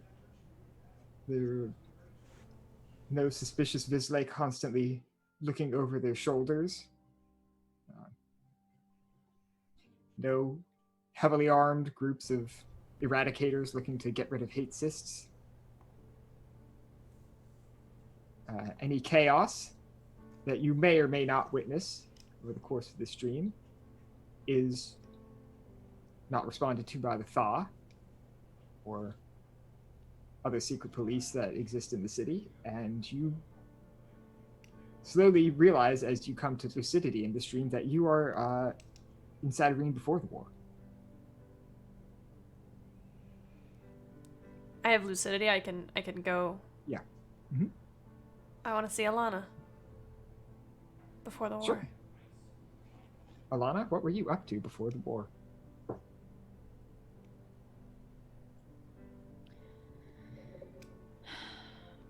I probably was living a very happy and vibrant life. I would be wearing my sword on my hip proudly, like I knew how to use it. And there's an air of confidence about me that even after all the growing I've done after the war, I still don't have. And I probably hung out with a lot of friends. Whether it's my shopkeeper friends that I got my jacket from, or Pontiff playing games with him, or Ashler helping her prepare for her wedding. Probably in the middle of doing that, honestly.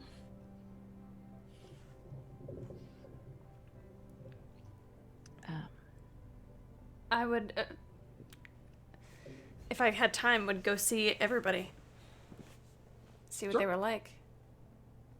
Remember. Why don't everybody briefly go around to describe what you were like, what you were doing before the war? Before the Grey.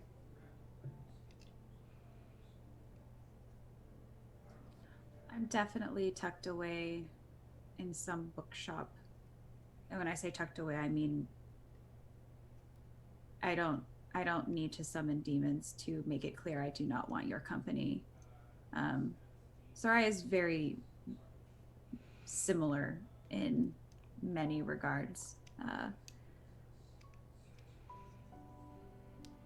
Very off to myself, reading, scribbling notes.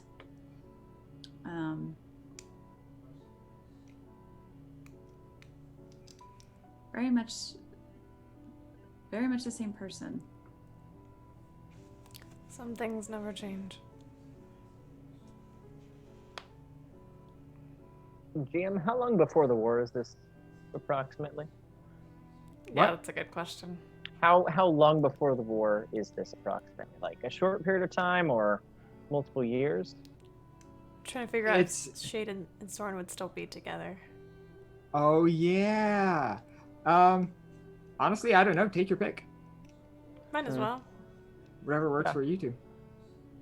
I think you might perhaps find me preparing for our first date. I've got a little bow tie that I've prepared. Yeah, what was the before the war accent? Just my normal voice like this. And, probably standing in the mirror, fixing his bow tie, trying to, straighten his vest, make sure that he looks presentable.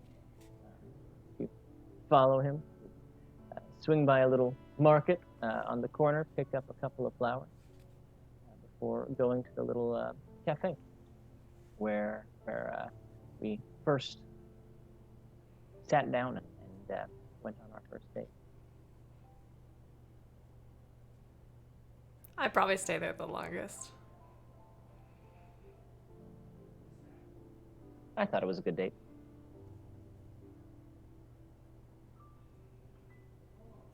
Lucas? Oh, boy. You'd probably find Lucas exploring more vibrant areas of the city. A little bit more of a bounce in their step. Probably a little bit of a hint of a smile on their face most of the time that they're moving around.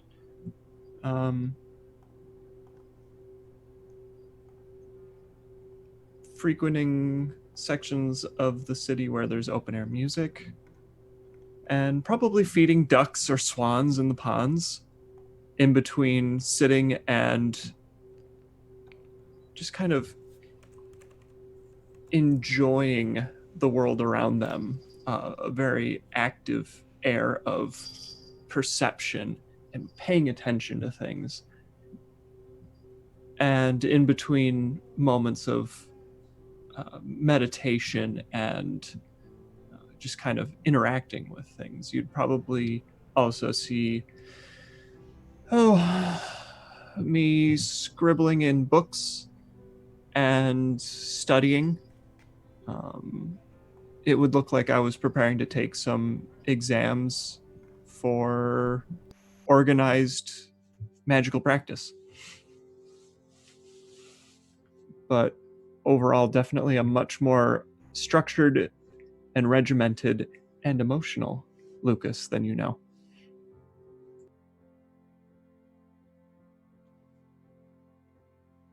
One other thing you realize, probably not until you visited everybody, is that you just walked into Fartown. There was no gate, no pocket dimension,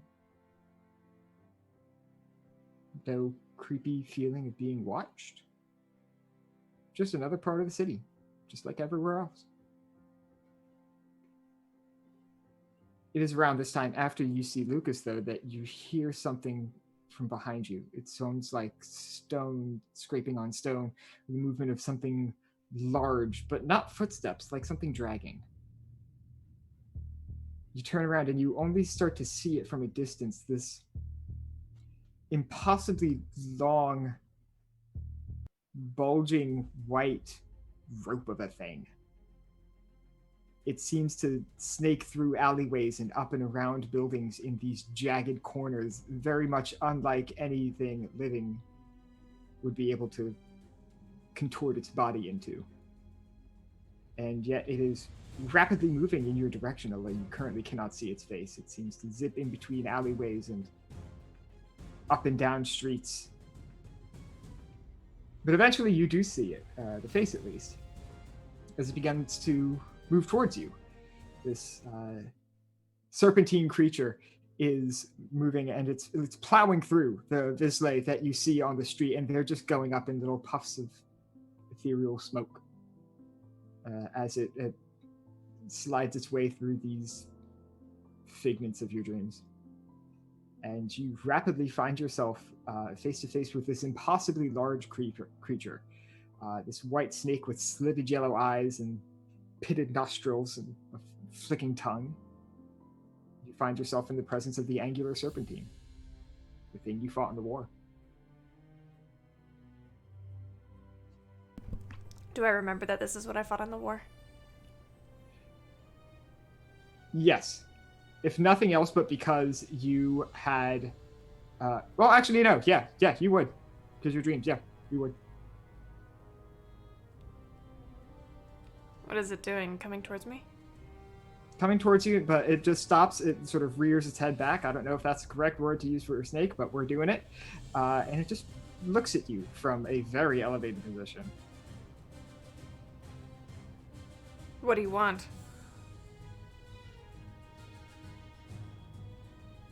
I thought I sent you away. Wasn't that easy.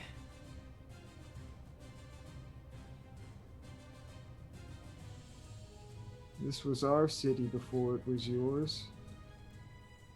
Why did you take it from us?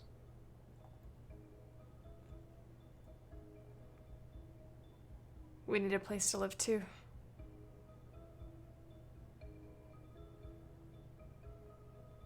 So you take? Where else should we go?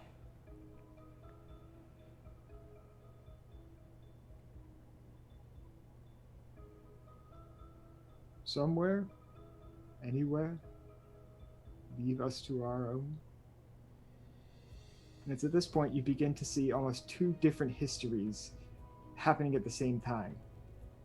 You see these tall, white, ghastly-looking creatures, vaguely humanoid, living and all around you building something very much like Satyrine. You see familiar structures, familiar odd buildings, weird magics, and impossible things. And they're all being built right before your eyes by these humanoid creatures, yes, but they're not you. And you notice that as the story progresses, the creatures are slowly pushed out, driven out. You see things that you can now identify as humans, but with exaggerated features. These snarling, angry expressions. These bulbous forms with unusual weapons and unusual desires. Just driving out the creatures that lived here. And as they died, as they were driven out of Satyrine, they congealed. They became the Angular Serpentine. All of them. The entire civilization in this one being. But you also notice that this weird history that you're seeing is very dull. It's very gray in color. It seems thin, lifeless. Simultaneously, you feel like you can see something else, which is still these ghastly-looking white creatures. Still building Satyrine. Still existing as Visley and humans and Elderbrin and all the other weird and interesting things that populate the city move in. And yet, there's no conflict. No one's driving anybody out. The first creatures just died. Their civilization, you get the impression, was very much on the end of its life. It was not something that would last forever, and it did not last forever. And yet these creatures, even though they knew they could not hold on to the city forever, they tried. They tried really fucking hard. And in a last-ditch effort to maintain some control over this place that they thought was theirs, they congealed, and they became the Angular Serpentine. This history seems a little more substantive. There's a little bit of an indigo glow to it.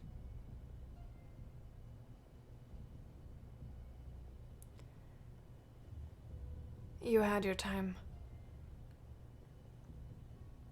And it's over.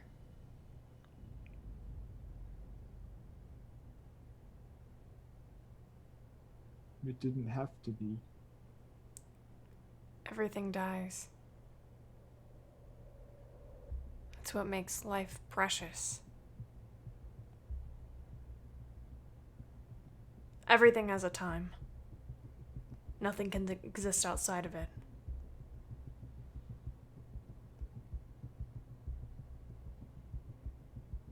Angular Serpentine leans in a little closer.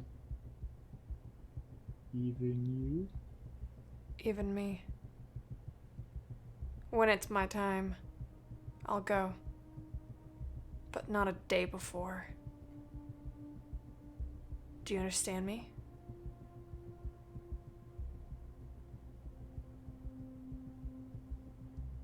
I understand your intent. The city was never yours. We did not build it for you. We built it for us. No one asked you to come here. No one asked you to take our place, and yet you did. Would you rather it sit there unused? Would you rather your great works go unappreciated after you're gone? What do we build for if not the future?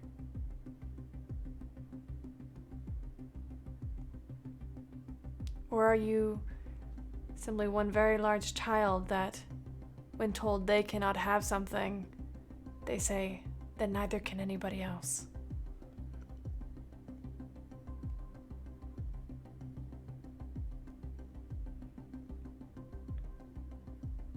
This was never yours to have in the first place.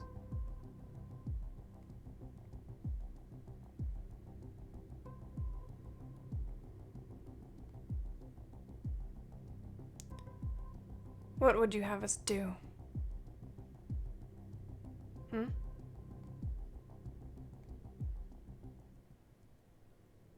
Would you uncongeal, give it back to your people? Is that possible?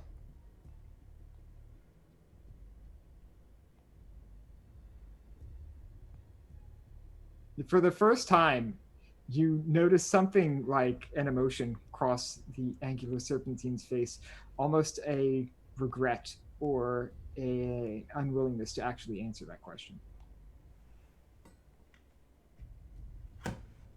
You can't have it back. Not because we're here, but simply because that's the matter of the fact.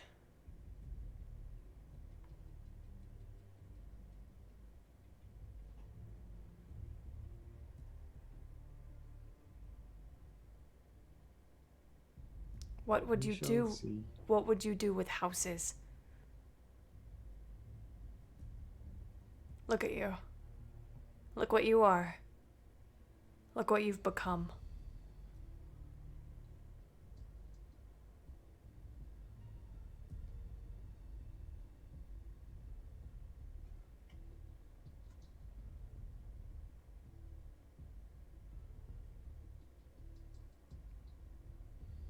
You can come for me again.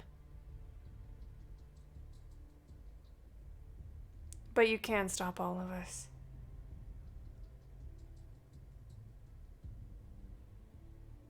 I don't need to. Nobody knows. Not right now, they don't. But they will. Can I wake myself up? We'll see. Yeah, I wake myself up. wake yourself up. No Angular Serpentine. Still in the pocket dimension of Fartown. Which now feels unnervingly intentional.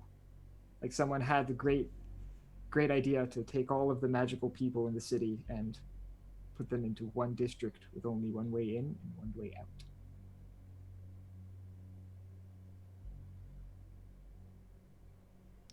I call Soren.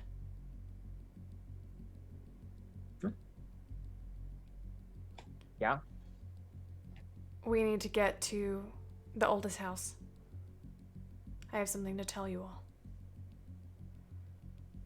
Okay. Yeah, I have the compass. We can go whenever. You get Lucas, I'll get Soraya and Alana. Hold up.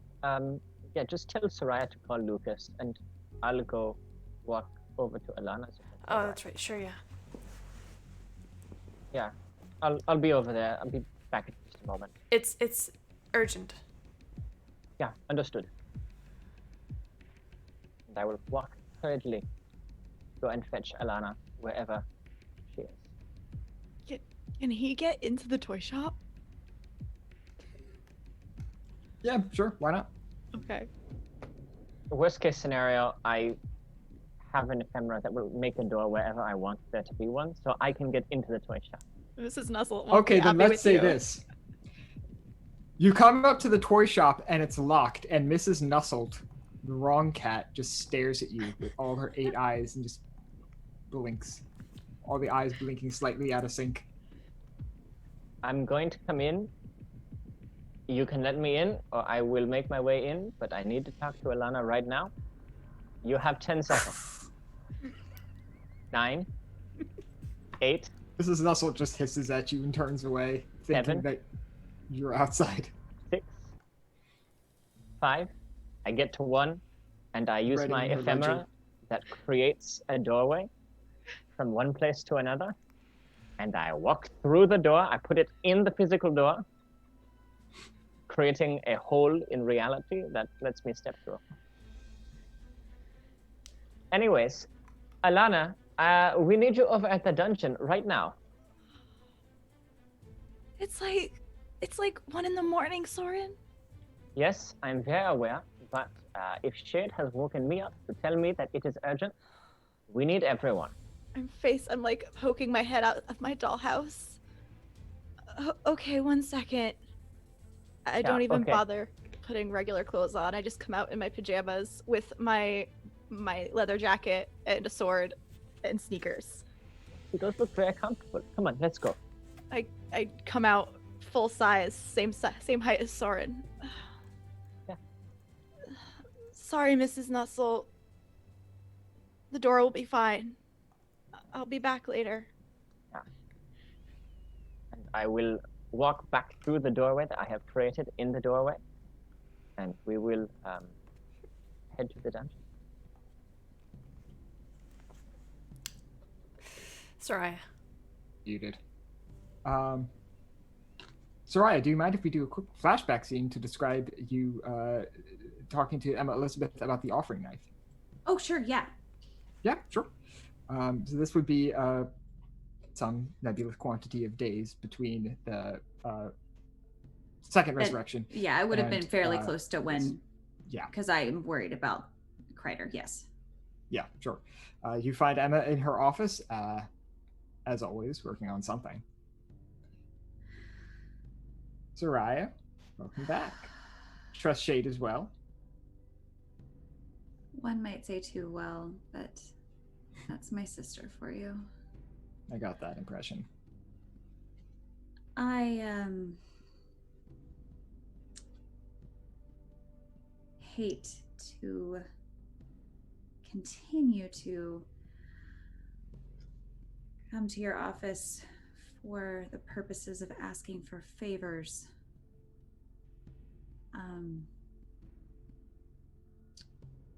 But I do have one more favor to ask of you.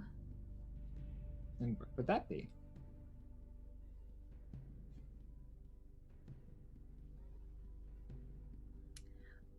When we were, I will be close and my voice will be lowered.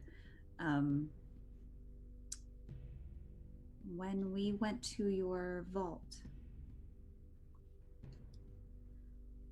there was an item there that could be of use in terms of making sure my sister stays alive.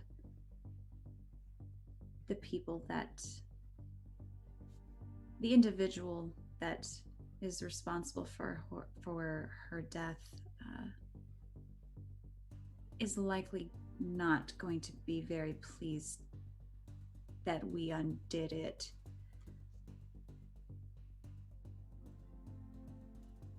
soul knife, I think is what Soren called it.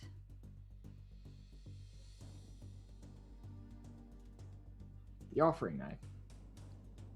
That offering knife. It can hold a soul. Yes, and make it available for some kind of use as a power source for either a maker's item or... Don't suppose you would have any need for a powerful soul. That we would be better served in a knife, or however you chose to use it.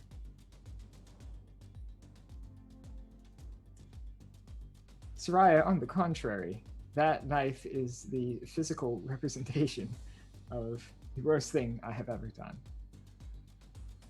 The only reason I have not destroyed it is that I cannot bring myself to look at it. If you want the knife, you can have it on the condition that you destroy it once you're done.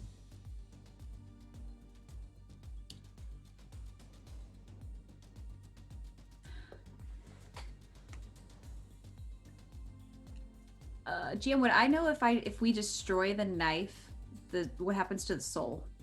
You can use the soul before you destroy it. Okay. Yeah, and that would be trivial. Oh, perfect.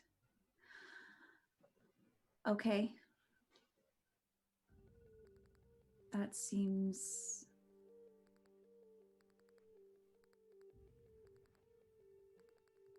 agreeable.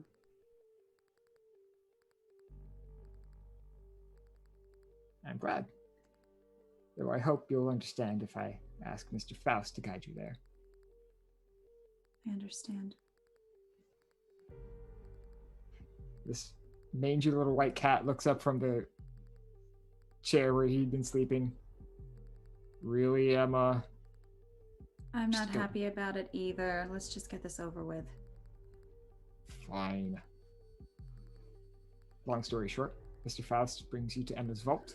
The granite stones open for him, just as they would for Emma. I will take the knife. Do I get the I can take it and something's gonna happen, right? Okay, nope, yeah. Nothing's gonna happen. Perfect. Yeah, you take it. Perfect. I'll take it. I probably have a bag. I'll probably put it in my bag. Sure. I'm not fancy enough to have like a any way of like holding. I'm not fancy like Alana in shape. I'm just gonna put it in my bag. And then I guess I will tell everybody that the deal that was made. I'm sure I can find a use for his soul before we destroy it. Surely. And if there's, any other uses you have for it before you destroy it, so long as you destroy it eventually. I think the sooner the better. Yeah. It's a powerful item, but I do think Emma Elizabeth's intent was the second we finished what we set out to do with it would be the timing that is appropriate, and she has been quite generous. That is very true. Perhaps somewhere along the way, before using the soul, I could just take a look at it very quickly. Might try to learn some of its secrets. I don't think anyone besides Shade should have a decision on what we do with it. No, I'm not saying anything about the soul. I want the physical knife. I'd like to look at it. I think it's very cool. I want the soul. Yeah, you can have I don't care. have it. I think it's cool that there's an object that has so much unique potential. It seems something worthy of study. Typical. Soren, it's cool. Soraya, I want to get rid of it. Typical. I made a deal to get it. Yeah. I'm not asking you to not destroy it. I'm asking you to look at it before you destroy it. Just look at it before we do it with Kreider. Yeah, sure, okay. That actually sounds like a great idea. So I would have let Soren have it with the promise that if it somehow disappeared or something happened and it no longer served its purpose, I would end him a million different ways. Yeah, no, I literally just want like an hour or two to yeah. look at it. Oh, okay. I was gonna give you like a couple of days. Fine. The threat still holds, though. Yeah. With that item in our possession, though, we will flash back to regular time. Soraya. What? What Um, time is it? Early, God. you don't want to know. I need you to call Jade, Lucas. What the Why? It's important. We need to get to the oldest house right now. Oh my god. I swear to god if this is another one of your stupid fucking surprise parties. It's... Okay, that'd be hilarious at the oldest house, but it's not, I promise. Okay. I will reach out to Lucas in my brain. Lucas, are you awake? Do they sleep?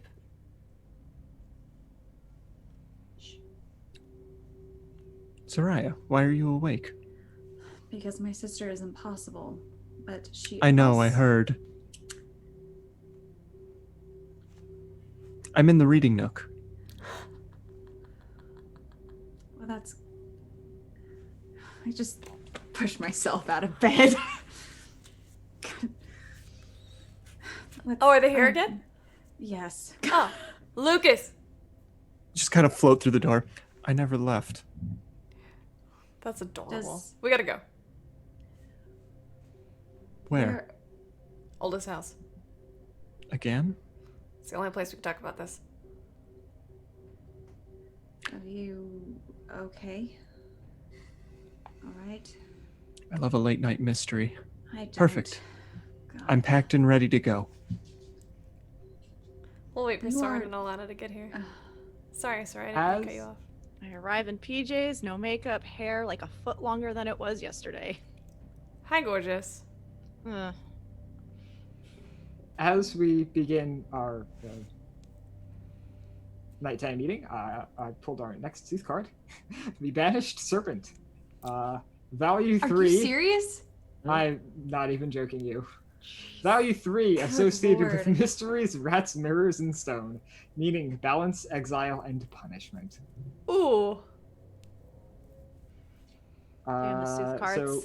So, Soraya, you have a +1 to all your adventures until the next card pull. Magic of the silver is enhanced. Magic of the gold is hindered.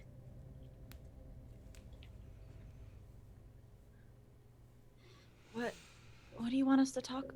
What do you want to talk about? I can't talk about it here. Okay.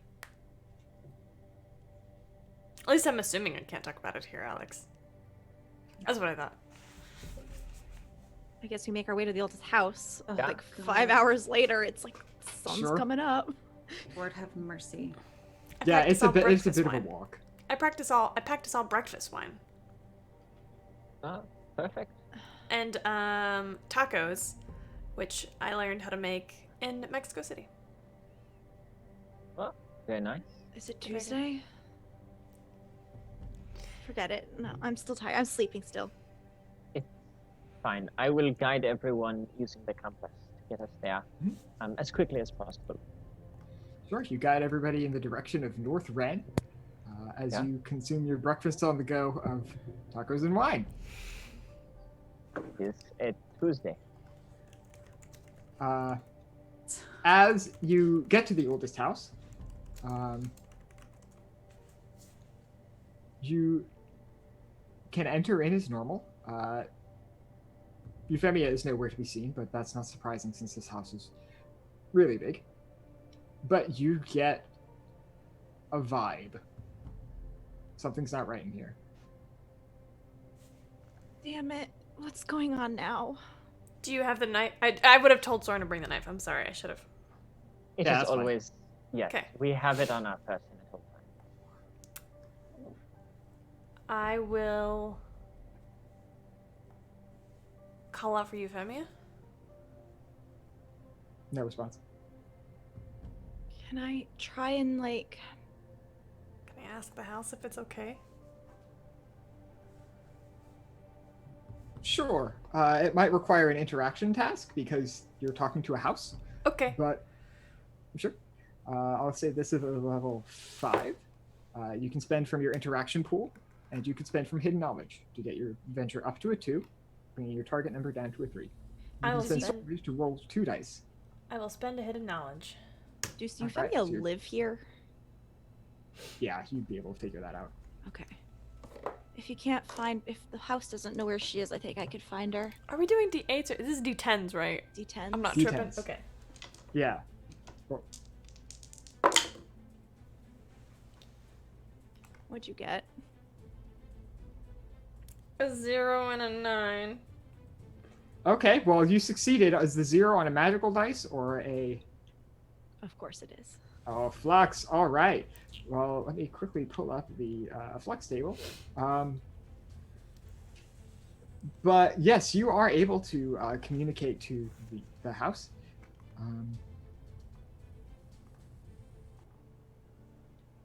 What are you asking it specifically? Is everything okay? Are you in danger? Are we in danger? Everything in the house kind of shudders almost. Like the drapes just seem to twitch ever so slightly. Furniture just rattles a little bit on the floor. Even doors, you hear just doorknobs just like just twist and not open. So you definitely get the sense that there's not something great going on. Can I weave and try and throw out a tether to see if Euphemia's here and if I can find her? Yeah, sure. What are you reading?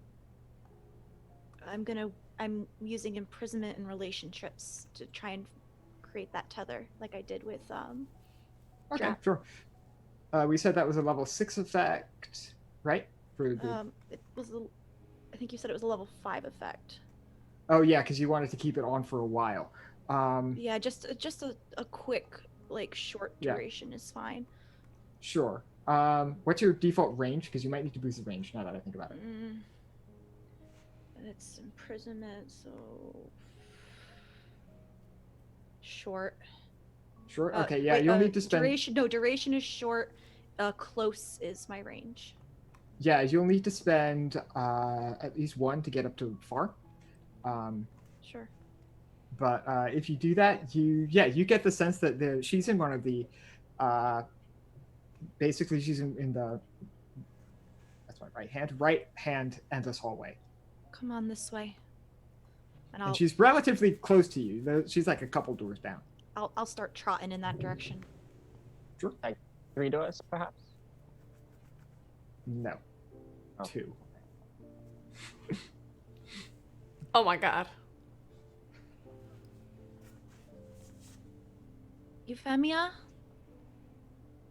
Yeah? What? everything- Yeah? Hi. What? Hi? Sorry to wake you. No, it's fine. There's some shit going on. It's not fine. Is everything okay? Hold on, give me 1 second. Let me just... Euphemia goes to the door, and you notice the doorknob, like, twitch on its own. Own. I can use words. Euphemia goes to open the door, and she can't. It seems to have locked it. Oh. Come on, house. What the fuck? And as this Maybe- happens, anyone... Maybe you should stay in there. Yeah. If the house doesn't want you out. Okay. The fuck? Someone else in here, house? You don't need the house to answer that, as you hear sort of like low thumping or scuttling almost. Not quite Shit. skittering. It's dull taps. And it's very quickly no real surprise why you are hearing dull taps as you see these just disembodied hands just crawling all over the floor around you. And further down the hallway, you see this man with a featureless bronze mask, black suit. I refresh Looking my fresh and young. sorcery. Sure. I refresh my sorcery. All right. Hi, honey.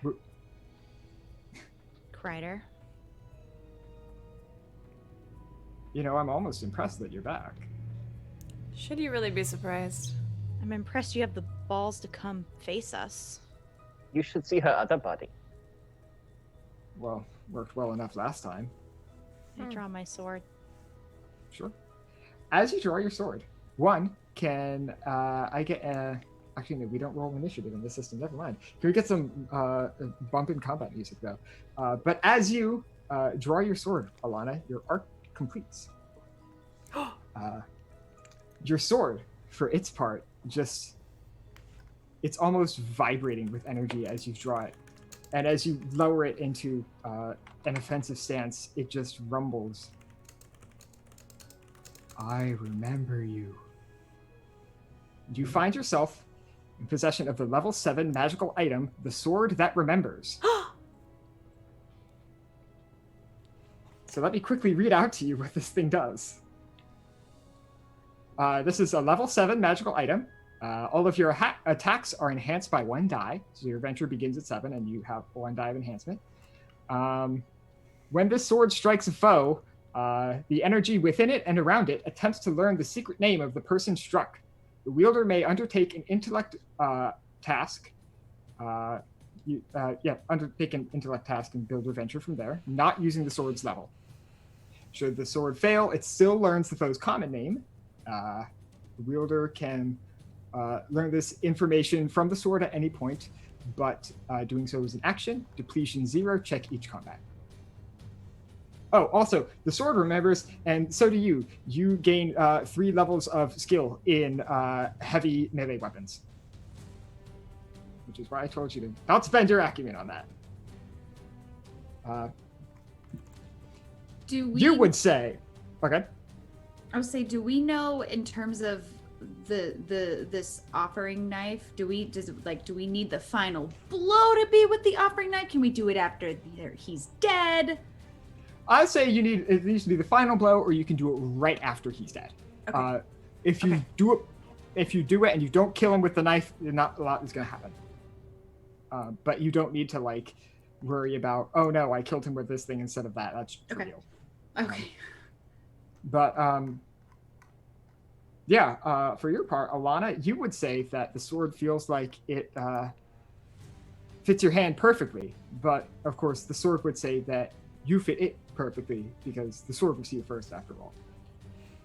Either way, we open up our combat as you see these just skittering hands, 17 of them, making their way down the hallway. Kreider is a far distance away from you.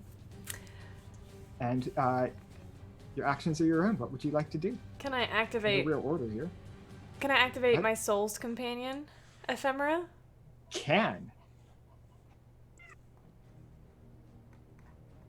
What is that? So, I can do that without revealing my...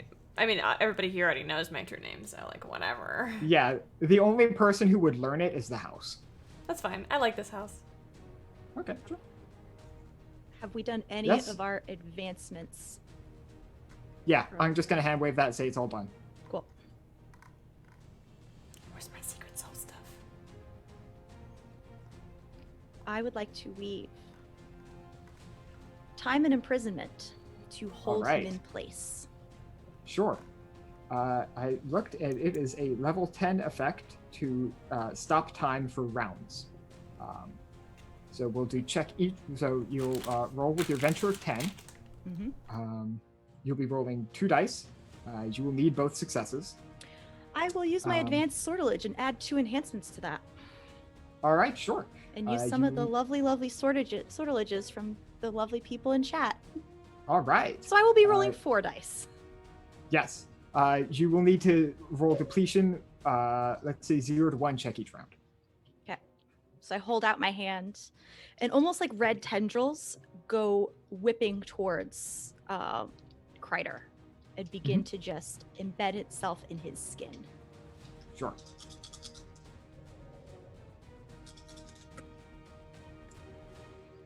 I have 1 minor flux, but I also got a 9 and an 8. All right. So that will definitely succeed. Quickly, I'm going to resolve 2 minor fluxes at the same time because I know Camille got one trying to commune with that house. So I will just say you both experienced a minor flux that someone close to you suffers 2 damage. So let me actually pull a Sooth card to help me decide that. Okay, so that one is... Okay, so Camille. Shade, you will take 2 points of damage, and Soren, you will take 2 points of damage. And okay, those are injuries or wounds? Injuries. Okay. I have an idea of what I'd like to do if no one objects. Seeing Kreider, the easiest and gut reaction I have is to possess his mask and haunt the crap out of his featureless well, it's you say featureless, does it have like a mouth and No, it's anything just on flat. it? It's a Oh, flat, wait. slightly curved surface. I actually don't care about that because I will create a mouth on it and it will grant it limbs and eyes and other stuff. So I'll basically make a little person out of the mask. And my plan is to just like wrap around his head and try and suffocate him in his own mask. Okay, can you make the thing grow? Because it's sort of like it's sort of like just fixed there. It's not like a full head thing. Okay. Probably not, but I could definitely use the hands to plug his arms and cover his mouth by like shimmying over on top, but I don't know. Yeah, sure. Would I have to make like it would be the haunt object spell, so would I have to like roll for that or Yeah. You would not have to roll to haunt the object, but you would have to roll if you wanted to do anything as the object. Okay. Yeah, I'm just gonna like try and suffocate him with being a tiny little mask man. Mm-hmm.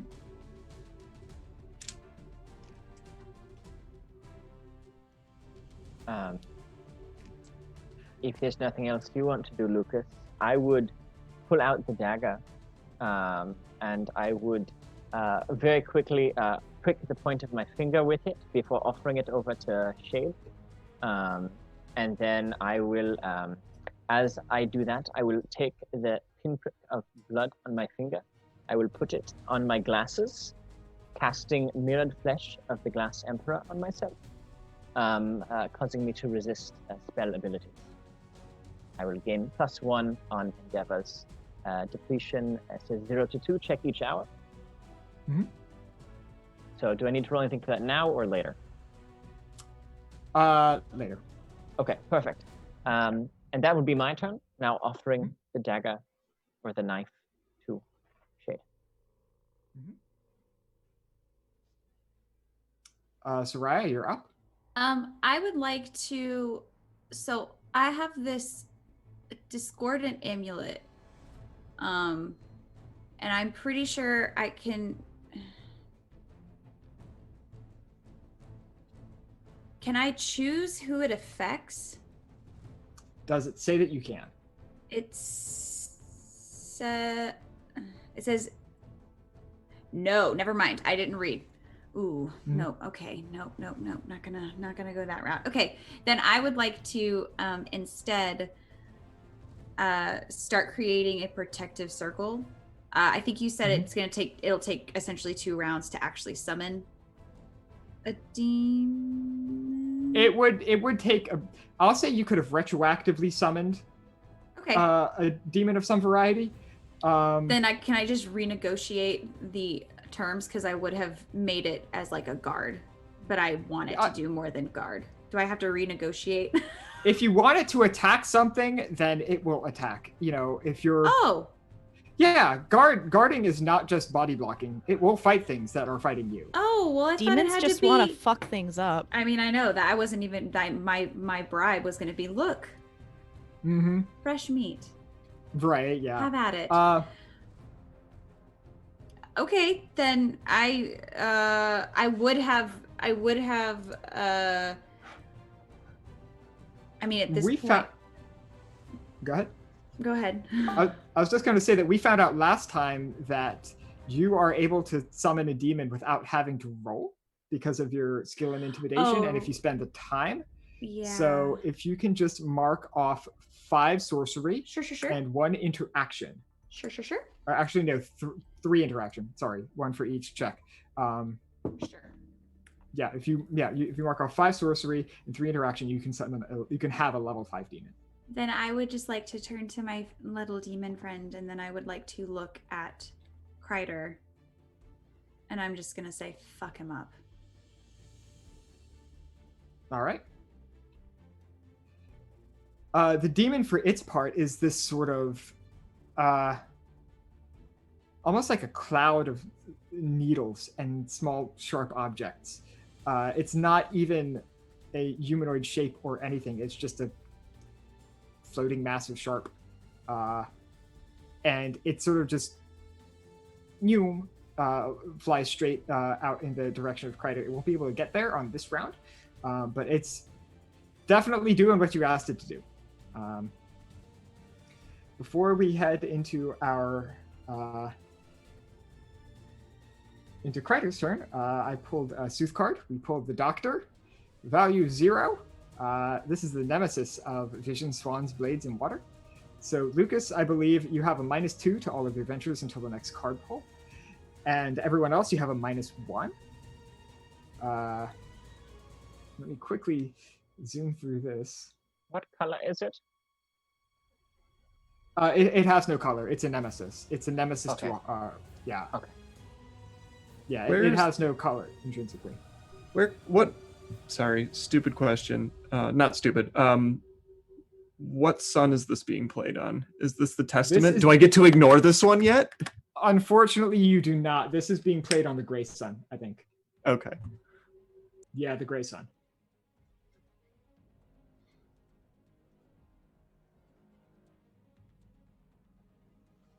Okay, so as far as what happens on Kreider's turn is he does seem to be trapped by Alana's sort of quasi-stasis field for a bit, as you all seem to gather yourselves and make your preparations to begin an attack. Unfortunately, the hands that were at first sort of scuttling in your direction actually begin to like leap themselves up off the ground and start tugging at the tethers and cables that Alana used to create the stasis field. And eventually they do break it. So that was the breaks when you pull a bad card. So I will say that Kreider was not able to use his first action, but for his second action, he is going to basically he like stretches a hand out and twists, and like up becomes the other direction. So you basically all fall straight up/down onto the sort of ceiling of the house. And he seems prepared for this, and he just sort of walks along the wall and finds himself in the right position as the hallway turns itself. You hear the house creak and groan as this occurs. I would need everybody to make a dodge defense roll to see if you land either on your feet or prone, and to see whether or not you're taking damage. So 1 die. Yes, you will need 2 to succeed. So you need to spend Sortilege. Okay. As I go hand over hand, I kind of like break and reform to catch myself. Oh yeah, you and got the it's- thing. Yeah, I get it like a passive dodge defense. Yeah, no. And is So- it a movement, Bene? Yes, movement.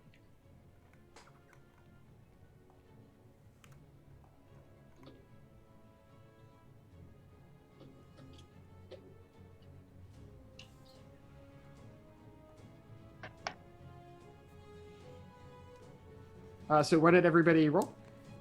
I have a 3 and a 4. I also have a 3 and a 4. Okay. My venture, I'm putting at a 4 with secrets, and I'm going to use a couple sortileges. Mm-hmm. I got Yeah, and 7s. are we able to use a Bene in our movement pool to raise our venture? Yeah. Okay, so then I would have a 4 and a 5. Okay, sure. Unfortunately, that does not make it. That's fine. I didn't expect it to. With a venture of 4, I got a 7 and a 5 as my highest. Unfortunately, that does not make it. You're looking for 2 10s. Does a possessed mask roll? No, you stay with him. He's still wearing you. Perfect. Right. Yeah. We all. Yeah, so you all basically fall up and you take 3 injuries. And we can spend physicality to negate that, right? You can spend physicality to negate a wound, which is what happens when you get 3 injuries. Oh, okay, So we all okay. have a wound right now. Yeah, I Yes, have and a you can wound spend now. 1 from your physicality pool to negate that wound as it occurs. Oh, perfect. So now I And have if you no collect, wound. if you But collect 3 wounds, you die. Oh, we- God. Okay. But if we have 1 armor, If you have 1 armor, you only take 2 damage. and can we Okay. and it only negates wounds for when we do physicality? Yes. Okay. Okay.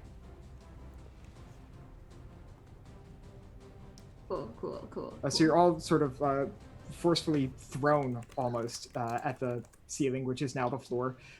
Chandeliers and lighting fixtures just sort of like fall, and you hear crunching, cracking glass and stuff. The house definitely does not like this, as it doesn't seem to have actually turned the entire house upside down. It just twisted this one hallway. And now we come back to y'all. What would you like to do? Okay. I'm annoyed. How I close want is he? to He is a He's- far distance away. Heaven calls for justice. Whew. Okay. I'm going to call Okay. down lightning from on high, inflicting 12 points of damage on a single target within a very long range. Level 10 All right. ephemera. You'll still need to roll. Yep. I think you roll Plus 2 or 2 3 dice. What This does it is say? plus 2 So dice. yeah, roll 3 total.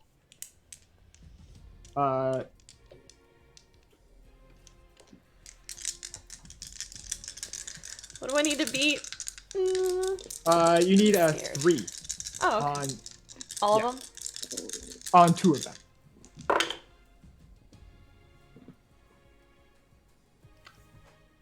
I got it, but I also rolled a 0.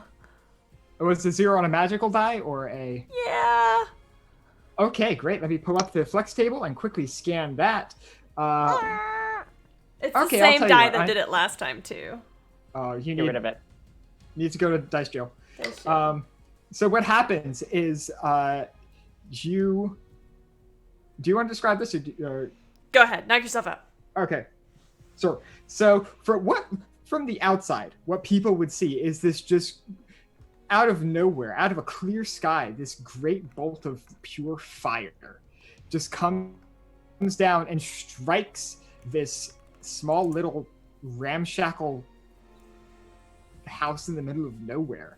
For y'all, what you see is lightning coming up from underneath you and zapping Kreider basically straight onto the no, because he's so basically zapping him from underneath, and he sort of like falls to a knee. He has taken 2 wounds. He has more than 3. Anyway, he's taken 2 wounds from that damage, and the house lets out a groan like you have never heard before. Sorry, house.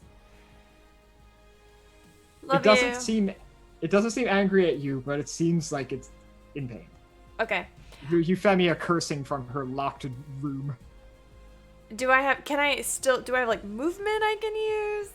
You can move like a really short distance, like a trivial type distance. What if I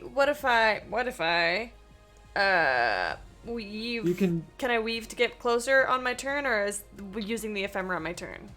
Using the ephemera was your action. You can try to do a movement task to try to fit that in. I would love to do a movement task. I would like to weave proximity and movement to get all up on Kreider and up in his business.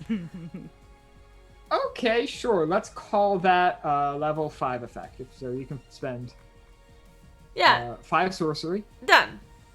Yeah, you spend 5 sorcery and you suddenly find yourself face to possessed mask with him. Anybody else?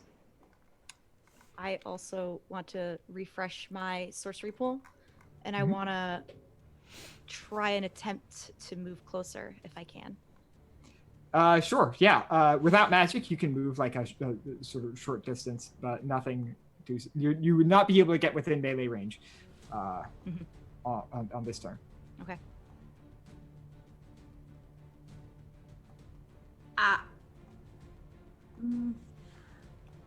I'm also gonna refresh my pool. I'm gonna start moving closer as well, but I'm keeping an eye on my demon friend. Sure. Your demon friend was utterly unhindered by the twisting hallway as it flies. So it is definitely up in Kreider's space, but as it is a fair few levels below him, he's not... it's on his radar, and he's actively having to interface with it, but it's not doing any real damage. Okay. It does demand some quantity of his attention, though. Okay. Soren and or Lucas. You look like you were ready to say something, Lucas. Do you want to? I will defer to you for the moment because I'm not going anywhere, literally. Okay. Yeah, I will stroll forward casually, pulling a bottle of ink out of my bag. I will open it and pull up a strand of ink, twisting it in my hands, and blasting it forward towards Kryta, a spell that I've used before and I will use again, Zamra's Bolt of Sorrow. And so I cock my arm and from my clenched fist loosed a bolt of dark energy that strikes a target within long range. Living targets suffer damage equal to the spell's level. That's 2 plus 1 die. Sure. So, yeah. Your target number is 10. Okay, and what can I add to make that? Physical effects differently. It's a spell, so you can't add anything. Okay. You just add the level of the spell, so you're looking for 2 8s. 2 8s. I can't like burn a hidden knowledge or a sortilege to roll another die. Not really, because it is already in and of itself a spell that adds to your venture. Okay. Yeah. Cool. Just making sure. All right. Okay. So, and I'm rolling 2 dice then? Yes. Alrighty. That's a 4 and a 6, so not quite.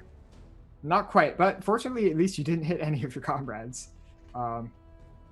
So you loose this bolt of energy, and he is able to sort of like, between fending off now Shade, the cloud of Sharp, and you loosing a bolt of sorrow at him, he definitely seems fully occupied. Sure. Lucas, you're up. So I'm a little mask with little bronze muscly arms and little bronze feet and little etched bronze eyeballs. And basically I've been kind of lingering on the face for a moment, and I just kind of push off and turn, and like I'm gripping the sides of Kreider's face with the little bronze hands, and I kind of like just push off and reveal his face, and with the little bronze mask eyes, I just say, "You've been unmasked." now face yourself. And then I'm just gonna like try and cram the edges of the mask like into his mouth and just like try and force its way into his face. Okay, wherever sure. I can. I'm just the going at it. What's the level of that spell? I'm not sure if that's what we're going to base it on. The object is 8. Okay. It doesn't say anything about the level of the object, does it? I have physicality equal to the composition of the object. Okay. So for sturdy materials, the GM gets to kind of determine what those traits might be. Okay, sure. Let's just say you have a bunch of physicality then, because it's not saying that the object takes on the level of the spell. So let's say you have 7 physicality. Ooh, neat. This could be broadly, I guess, a physicality thing because you're shoving / grappling. So you could spend physicality, you could spend from your hidden knowledge pool, and you could roll extra dice. I'd love to. This is a physical task, so you don't need 2 successes. Sortilege for another die. Mm-hmm. Your target number is hidden knowledge to add 1 to the dice roll. Mm-hmm. Okay. Yeah. Cool. Your target number is 8 for 1 of the dice. Like I'm almost getting better at this. Oh, just a 4 and a 3. Oh man. No. So you begin to start trying to cram your new body mask thing, and he just sort of like grabs the mask and just rips it off and just tosses it on the ground. Whee! All right, I start looking for a table nearby. Mm-hmm. As you do, he sort of looks. He seems to be really upset that he has lost his mask, and so he's going to look at you in your mask form, and he's actually going to try to keep you as an object. So I'm going to need you to roll a withstand defense. That's going to be from your physicality pool, and you can spend 1 from your hidden knowledge as well. And you'll need to spend 1 from your sortilege as well. What check is this? Withstand physicality defense. Oh god, I only have 1 of those. So is... Wait, no, I'm a mask. I have 7 of them, you said. Yeah. So is the mask still on his face and he's trying to keep it on his face, or the mask is away? He has taken the mask off and is now trying to turn the mask into something else. Something inert. Oh. I'll spend a hidden knowledge on this. Sure. Because I don't want to be a mask forever. Oh god, it's a 1 and a 7. No, only 1 of those succeeds with your adventure. So he sort of looks down and with a curse just sort of like throws a hand vaguely in your direction, and you feel yourself warping and becoming brittle, and I don't know if you can see yourself, but you might feel yourself becoming a little teacup.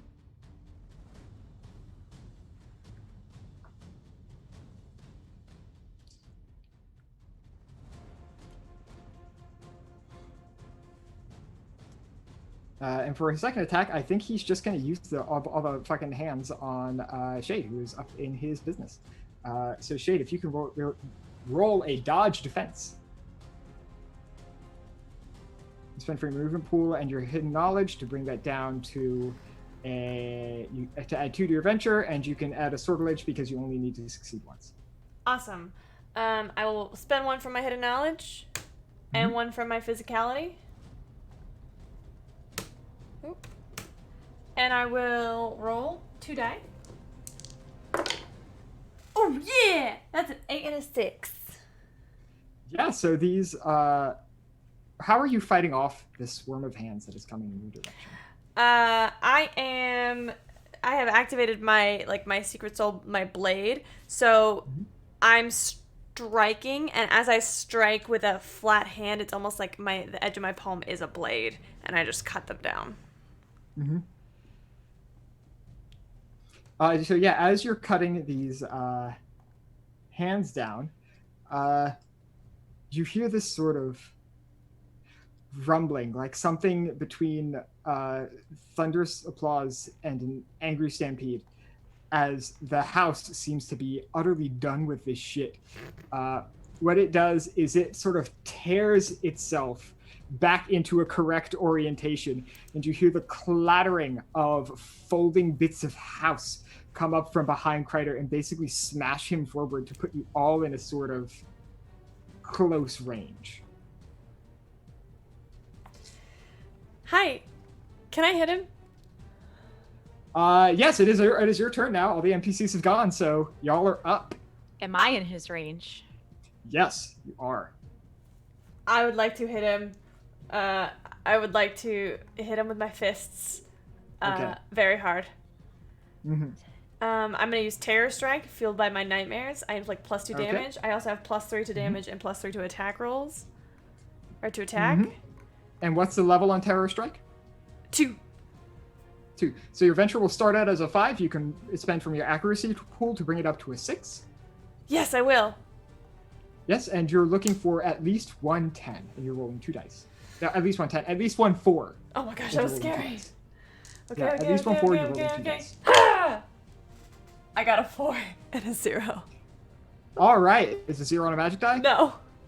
All right, great. So how do you punch him? I want to draw from the nightmare of the pale. No, the gray. No, the pale. Okay. I want to draw every experience I had there and pull it like I would pull a nightmare. And then as I rear back and go to land this punch, I want to conjure the image of the, what's it called? The snake? The Angular serpentine? The angular serpentine, and just strike him right in his stupid face. All right, you strike him right in the stupid face and do 5 what? damage. 5 points of damage. All right. That's just so I get that's just an addition to Well, that's whatever just a I get. bonus. Yeah. So I think it's 7. Yeah. Because a punch is a light weapon. Yeah. Yeah. So 7 points of damage total. All right, that's pretty decent. He's definitely looking pretty injured. And then I would like to. That's my action. My action. Yeah, you basically only have one action. You can move a sort of trivial amount, but you take an action, and that's pretty much it. All right. Good. Then I'm done. Out of the way, Yes. hun. I'm gonna dodge out of the way of whatever the hell Alana's doing, and have my knife at the ready. Since the house has put us right there, I am in Kreider's space, and I've already calculated my venture with the card, accuracy, hidden knowledge. My venture's at an 11, rolling 4 die. All right, damn. He only has 10 in his resisting physical attack, so you don't need to roll. Cool. I would like to also spend an extra 2 accuracy from my secret to add an extra +4 of damage to that. Wait, secret what? I can spend up to 3 bene on an action from my. Oh yeah, and you can spend Expansive Bene for Endeavor. effect. Yes, okay, yeah. So what's the total damage on that?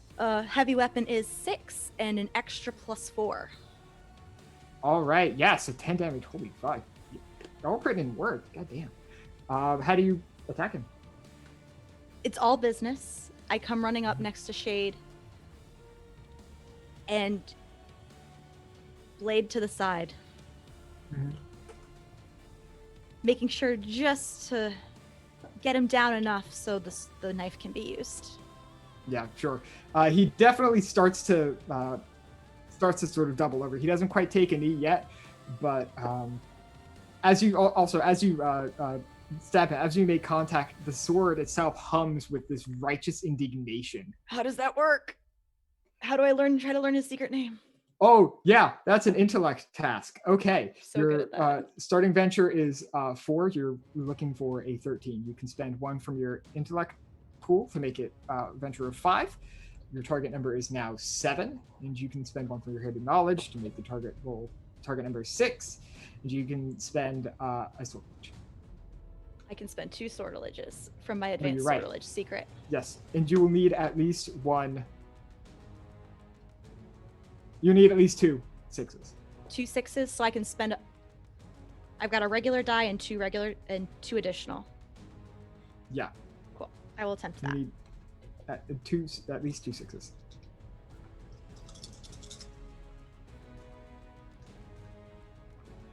Six and a 5. Hold on, let me pull the next Sooth card. That's too close for me to leave it. Oh, sweet Jesus. Okay. I think this actually will work out because we have pulled the ambassador associated with visions, swans, blades, and water. This is an adept card, which means we pull another. Would I be able to use my Weaver skill on this? Anything outside of understanding, quantifying, or identifying magic that lives outside of codified magical practices, like spells, rituals, invocations, and the like.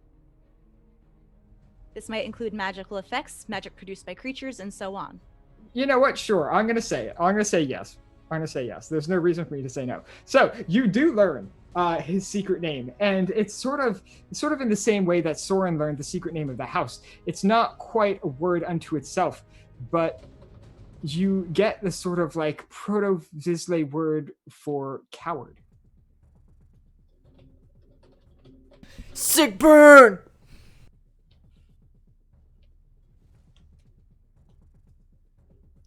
Don't know what Ashler saw in you.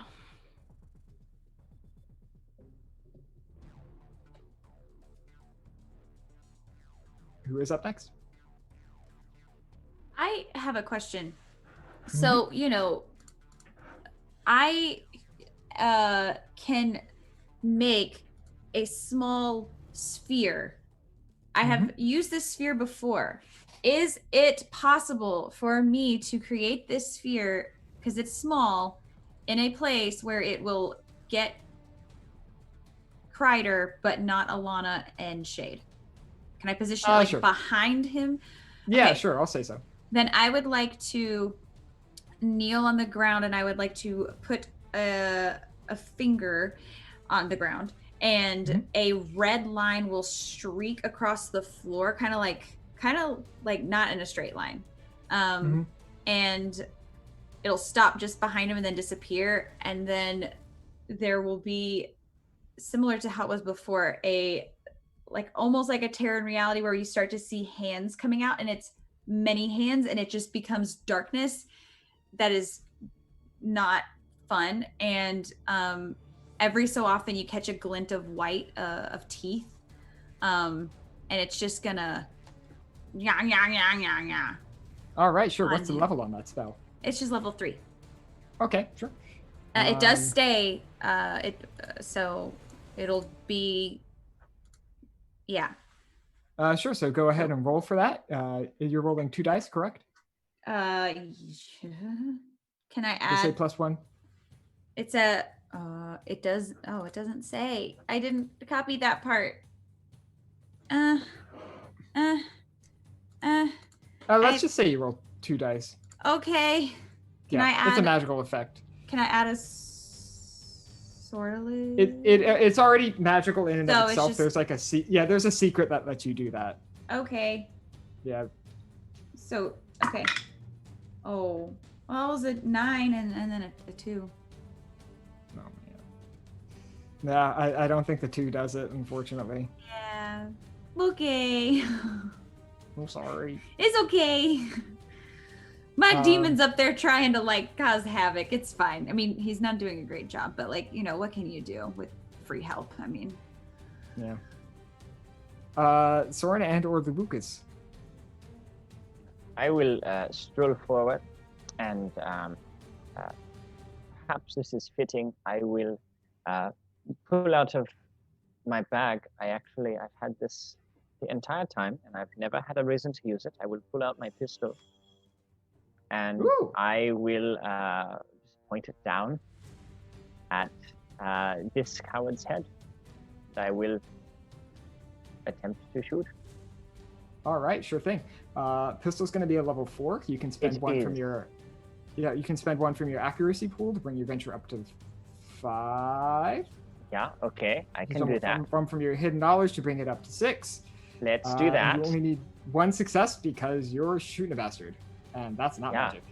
But if I wanted to add a sortilege to give me a second die, could I do that? Yes.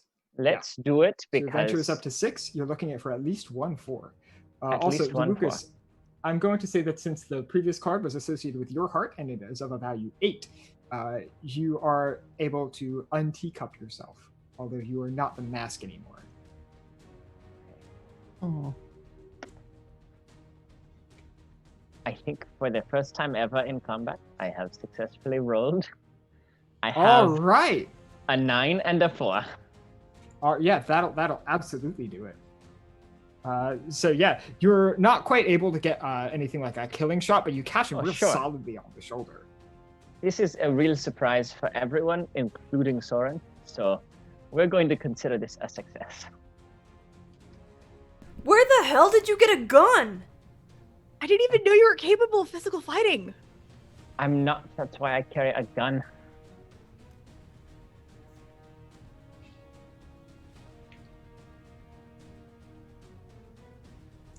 Lucas. Guess that would leave me. Well, I'm gonna go ahead and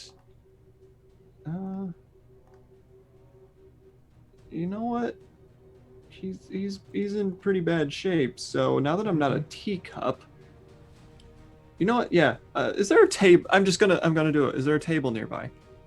Yeah, sure. Go. Great, an antique wooden table. I'd like to possess it, and then I'd like to thrash him as a table. All right, sure thing. So you're definitely able to possess it. I'll say this is you're attacking him physically, so that your challenge is 10. You can spend 1 from your hidden knowledge and 1 from your accuracy pool to bring it down to 8. And let's call you a medium weapon to do 4 damage if you hit. You can spend a swordledge to roll twice, but you need at least 1 8. Okay. Yeah, so after the teacup kind of turns back to the mask and I kind of reappear, just kind of dust myself off because ghosts do that, and then I'm going to just immediately spiral through the air into this table, which just instantly kind of shifts and creaks, and the table legs grow little claws, like lion paws, I guess, and it gets like big comical eyes that just kind of sprout up on the front of the table, and it just charges in. And please, for the love of... Ooh, an 8 and a 5. Oh yeah, that'll do it actually. So you're able to do 4 damage by thrashing him as a table. Just crash into him, slamming with those feet. I think that's all of you. So this guy's in pretty bad shape. But it is now his turn. So he's just gonna look at actually let me quickly draw a sooth card. All right, we have the angel. Value 7, associated with notions, cats, clocks, and winds, meaning judgment, safety, assistance, light, and justice. Okay. So I'm here for justice. I'm going to treat this as Ardent. Hey. Okay. So, Soraya, Kreider just angrily turns to you, mutters something about being sick of you, and casts a spell in your direction. I need you to roll a withstand defense roll. You spend from your physicality and 1 from your hidden knowledge to bring your venture up to 2. You're looking for... Okay, I'm spending 1 from each. Yes. Yeah. Okay, and I roll 2? 1. You can spend 1 swordledge to bring it. Yeah, you'll need to spend 1 swordledge. You're looking for 2 8s. Oh God. Okay. Okay.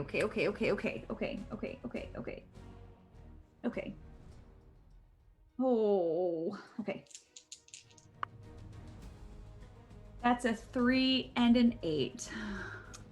Okay, so what happens is this. I'm going to treat this as an intervention / you earning a joy, but there's no real substance to advancing right now. So what happens is he sort of weaves together fiction and distance and sort of tosses this orb of gray smoke in your direction. And as it hits you, you feel yourself basically shot up like 500 feet. And you're just looking down, falling. And this is where the joy comes in, because joy associated with the angel, an NPC intervenes on the PC's behalf. So, as you are falling, it looks pretty fucking bad. Yeah. How do you feel about this? I'll ask you. I feel like oh god. I feel like there's like a moment of shock, and then like what the and then oh my god, and then it's I don't know, I don't even know if she screams. I feel like it's one of those, like, you know, when you're on a roller coaster and you can't like quite get the, like, you can't actually make the sound because you waited too long and now like your breath's caught. That's what it's like. Sure. I'm flailing. as you flail and as you descend, this sort of stark white humanoid figure wrapped in these red claws, cloths, not claws. You know what I mean? Strips of fabric. It's fine. These red cloths, and with these 6 wings, all of them covered in these blinking eyes. This thing flies straight at you as you fall, basically catches you, does a little sort of a thin sort of roll, and definitely still with some inertia, is able to land you basically right in front of the oldest house. Wordlessly, the creature flies away. The only thing you really notice, at least as far as sound goes, is the sound of the clinking handcuff attached to its wrist. Thank you. Shit. Shakily start making my way back to the house. All right, God. And who's Ryder's up next? a jerk. I want to punch him. You're able to punch him, especially now because your sister just fucking vanished in front of you. Actually, no. Would it be better to use my last ephemera, my specter bullet? Can I do something before Shade tries to finish him off? Oh, go ahead. Okay, sure. We're definitely in the realm of finishing him off in terms of injuries and... I want to weave together relationships, joy, Okay. and vengeance. Okay. As I want to bring forth the memories of his family that he left behind by going this route with his life. Okay, damn.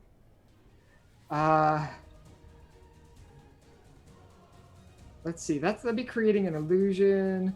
I'm still going to be doing... I'm dumping all 10 sorcery into this, period. Okay. Do you want to do damage with it? No. Okay, sure. Then I'll say, yeah, 10 sorcery, yeah. I'll even say this. I'll say that your effect, you basically manage to slow down his perception of time as he witnesses a lot. I want memories. him to feel guilty. Oh, yeah, no, he definitely does. He begins to sort of almost cry a little as he sort of falls underneath the sustained assault that you are presenting him with. I lower my sword and step out of the way. For Shade. I don't think anyone else saw that. That was meant for him. Sure. If Okay. anyone else did see that, they wouldn't know what's going on. Yeah. Welp, I want to fire. I want to fuck him up, Alex. I want to fuck him up. All right. Can I use my? Would it be helpful to use my last ephemera, my specter bullet, to load it into my Colt? Yeah, you can shoot the specter bullet off, yeah. And remind me how Because your Colt is firing a gun your again? Colt is level 4. Yeah. What's the level of the specter bullet? 5. Yeah, that's level 5, and you've got your soul out, so that's 3. You're gonna hit him if you use the specter bullet. I will do that. Regardless. I will What's load the specter bullet into my Colt and point blank fire. All right, what's the damage on the specter bullet, and what are its effects? It gets a +2 damage compared to its normal kind of bullet. I don't have the bullet like the stats for a gun up currently. No, that's gonna do. I think it's 4 points of damage off the top of So my that's head. 4, 5, 6, and then I get a +3 to damage. Yeah. So yeah, you basically walk up to him after Alana has stepped out of the way, put the gun to his head, pull, and he falls. And then I take the knife out and I turn him over and I jam it right into his chest. Yeah. Okay. Sure. So you certainly managed to do this, and right as he dies, you notice this sort of gray wispy thing sort of escape out of his mouth, and as you jam the offering knife into his chest, that little small wispy thing like shoots straight up into the blade of the knife and sort of is almost pulled to the hilt of the knife, where there's a small gem that you hadn't noticed before, but now it's glowing with this sort of soft white light. You have captured Soul, Praetorminus, and effectively neutralized him.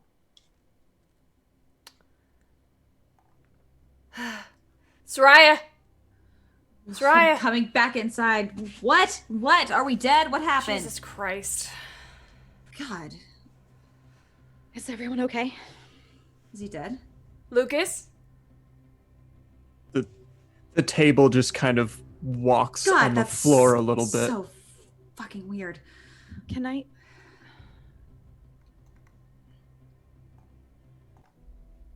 sheath my sword. Well, I clean it and then I sheath it. I'm gonna put a hand on Alana's shoulder. You did great. It's not about whether I did great or not. Do we have the soul? Pull the dagger out and hand it to her. Hand it to you, Soraya. Soraya, what do you want to do with it? Or what do you plan to do with it? I plan to pay my demon for his services. Yeah, I was going to say, your little cloud of sharp objects sort of flutters up to you expectantly. Can I borrow it before you use it? I will not do anything with his soul. I enter the blade.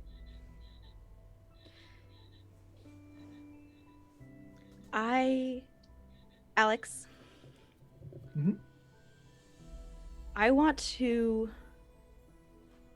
refresh my sorcery again. Okay, do you want to use the soul to do that, or? No, I'm just using an action. Okay. I want to reach. That is the thing you could do. Sure. I'm not doing that. I want to reach and weave interaction and distance to talk with Ashlar. Okay. She's definitely out of range as far as the standard thing goes, so would you mind spending just like... I'll just use all. Yeah, I was going to say, we're at the end of the night, so yeah. just... Okay. Then yeah, I'll say if you can spend that quantity of sorcery, then yeah, you could reach her. And I want to ask her, is there anything you've ever wanted to say to your husband?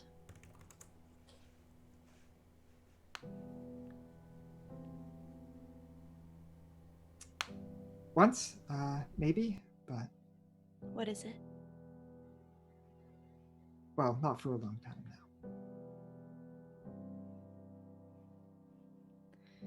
Is there anything you want to tell him now?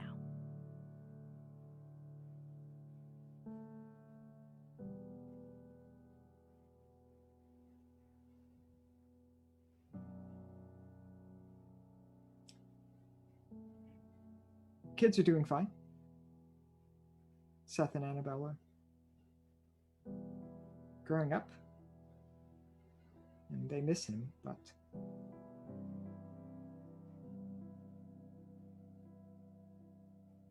I suppose there's no point dwelling on that. Sorry for waking you. It's fine. And I will look down at this blade.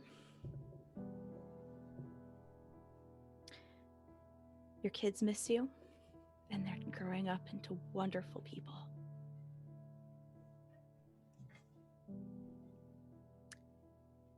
And I will hand the blade to Soraya.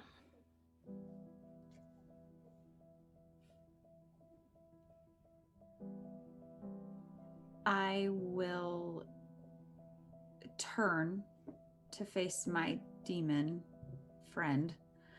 And I will kind of hold it in a way where the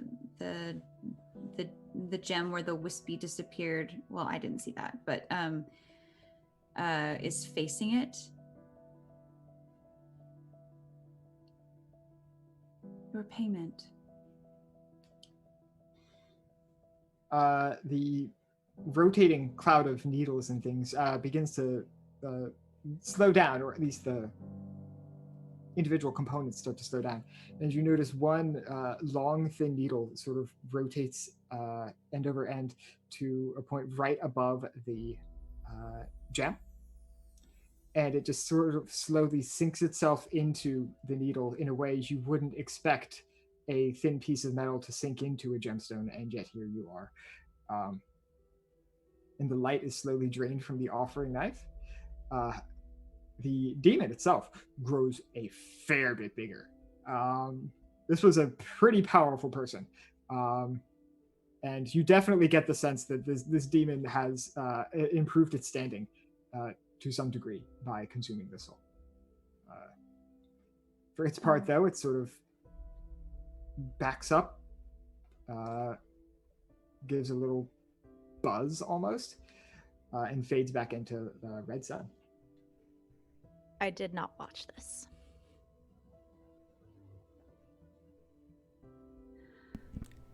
It would be great if that was it. But there's something else. And I recount the dream that I had.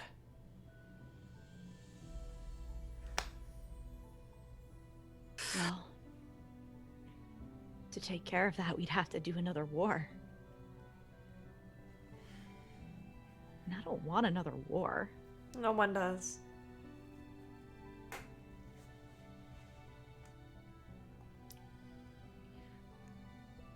Soren?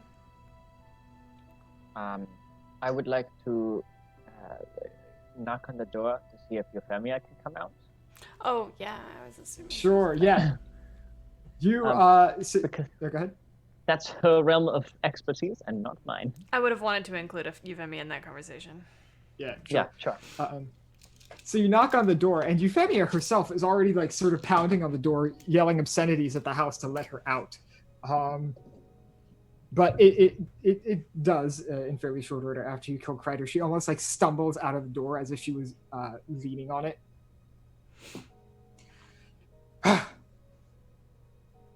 Sorry about that. Fuck. What just happened? No It worries. was better. It was better you weren't involved. You would have gotten hurt. We killed someone who serves the demiurge. So, you know, so far so good. And I'll just kind of point at the body.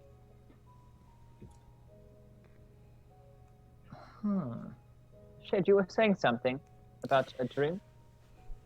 I regurgitate. Oh, yeah. Well, that's not great.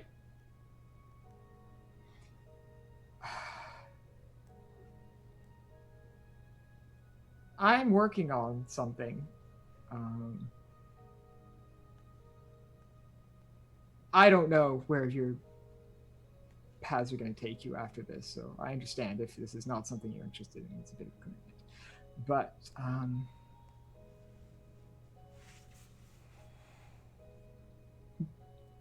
so before the war, before the Angular Serpentine, before the Deathless Triumvirate and all of this nonsense, there were Visley who were in charge of Satyrine. 17 of them organized themselves in a sort of council almost. They became fairly powerful. Towards the end of their existence, it was that body of people that became the warden for the sun. Though, obviously, now the organization is gone and so is the warden.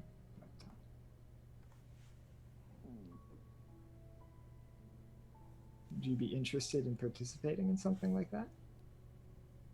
Yes. I would.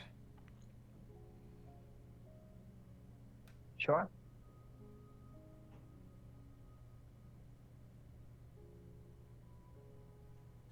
Give me just 1 second. She sort of fiddles around with Kreider's body for a second. Then basically takes out like a pen or just some small item that he had in a pocket or something. Waves over it a couple of times with a vague gesture.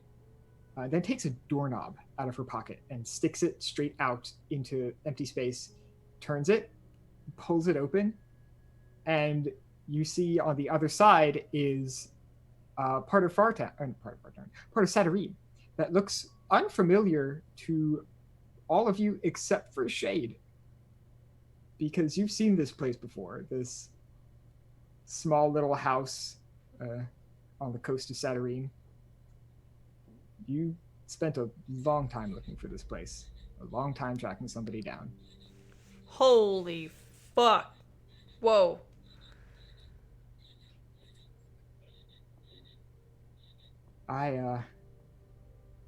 Well, if this is the person that I think it is, and I think it is, His name is Kreider Menace. yeah. I think he has some dreams that might be important. Yeah, that's fair. Inside the house, between the five of you, it's trivial to get in. You find basically a locked closet with dozens of these small little, like almost like mason jars with these singular pale blue spheres about yay big, just floating. Dreams. And these are people's dreams. You see at least 40 or 50 in here. What do we do with these, Euphemia? Well, we need to get them back to the Blue Sun, but honestly, I'm not sure how. There's nothing we can do for those he's already killed. No, but if we can get the information out there, if we want to do anything about the situation in Satyrine, we're going to need people to know that there's a problem in the first place. Yeah. That's just gonna take time. And Yeah, manpower, but this is people power. You're not wrong, but this is at least a start, because it's not like we can go around telling people about Exactly. things. We can start.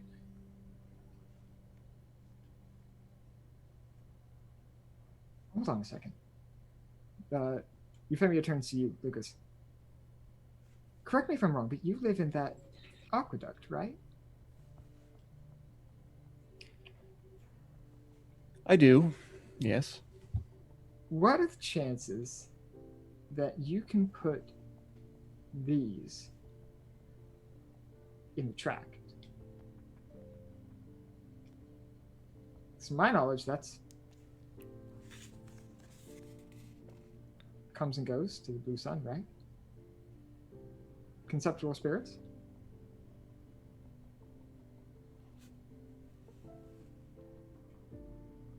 As far as I can tell, yes.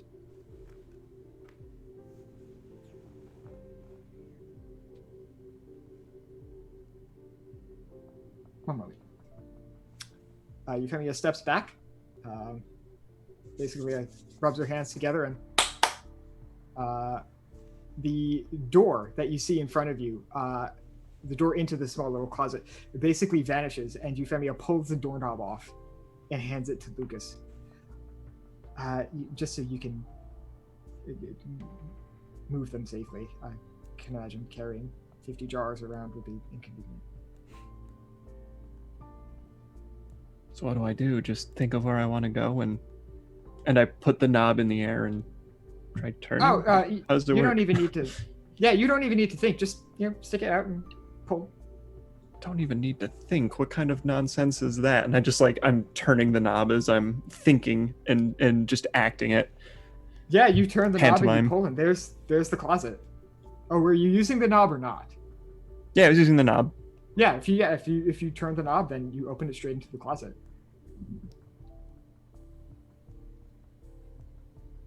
To the aqueduct? No. This is a doorknob to the closet. I'm so confused. Okay, so the doorknob is just to carry all the dreams around. You can get open to a the door dreams. to the closet from wherever you are. Yeah. Take this doorknob back to the aqueduct. Open it Yeah. there. Yes. Yeah. Okay. Sorry, that was a Ren brain No, that's okay. No, it's all good. moment. Oof. Okay. Okay. Gotcha. Perfect. Easy. Right.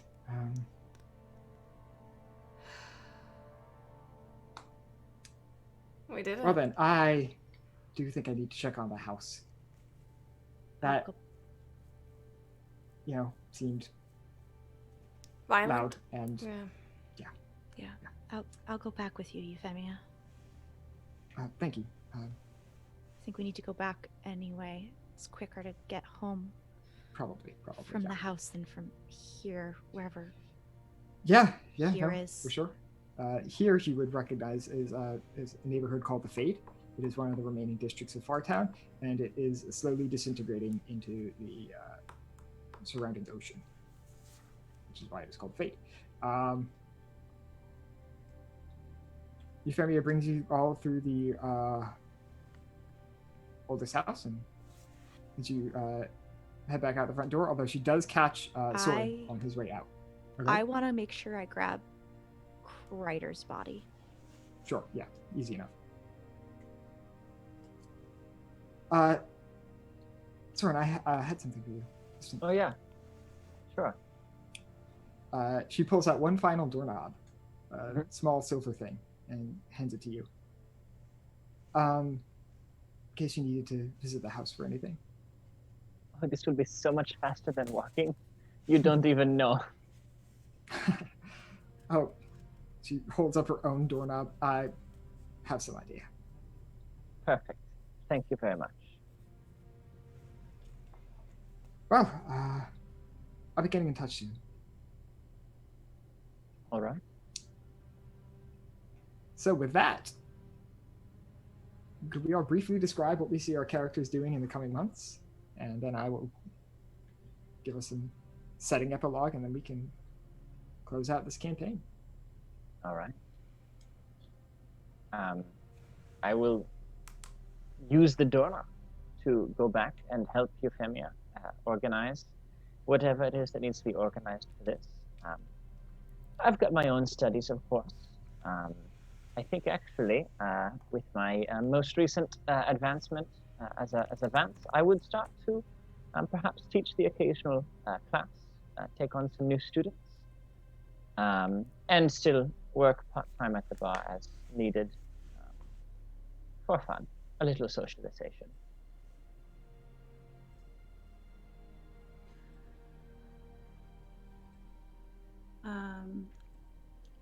I will ensure that the I forgot what it's called. The dagger.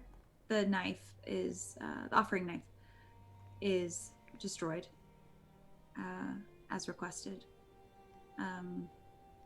I imagine that I spend quite a bit more time trying I feel like we're not really maybe the best at being friends, but I feel like there is a connection with Emma Elizabeth that I try to any further goetic studies, I try to lean into her tutelage, and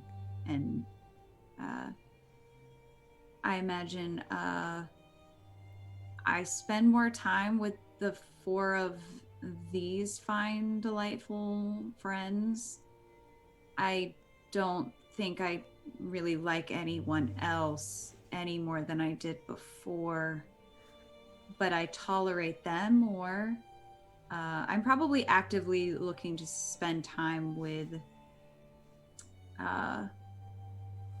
Shade more often, although I think most of our moments and time together is ended with one of us being mean, but we know it's out of love, so it's fine. And I imagine I would also invite Lucas to the bookstore with intent rather than just them showing up.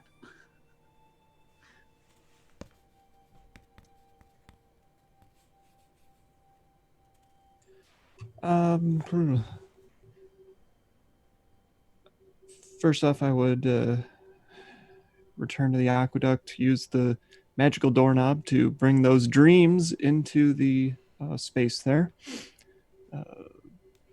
With any further direction from Euphemia and Soren about what else might need to be done with them, but they're at least someplace easy and accessible to reach. I would probably spend a majority of my time shifting back and forth between being an annoying ghost and then being an annoying actual person. Probably spending most of my time being an annoying actual person with Soraya. And beyond that, probably just perfecting more of my time traveling between life and death, and maybe seeing if there's any way I can figure out a way to travel freely between the actual pale sun and the waking world.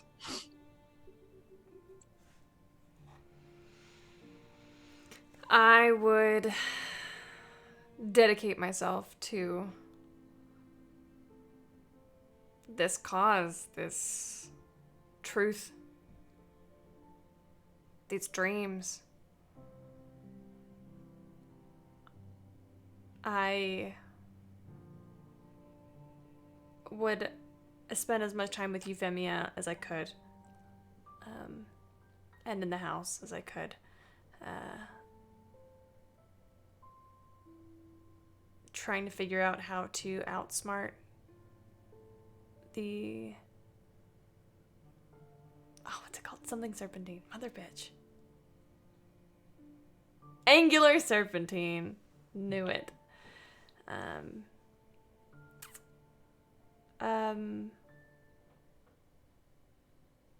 Yeah, perfect my skills with my guns and my fists. Never give that up. But learn to fight for something bigger than myself.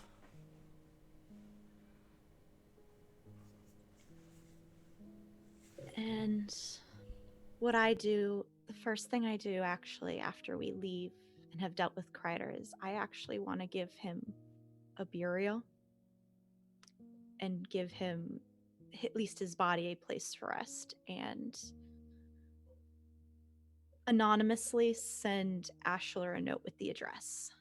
And I probably don't look her in the eyes for a very long time.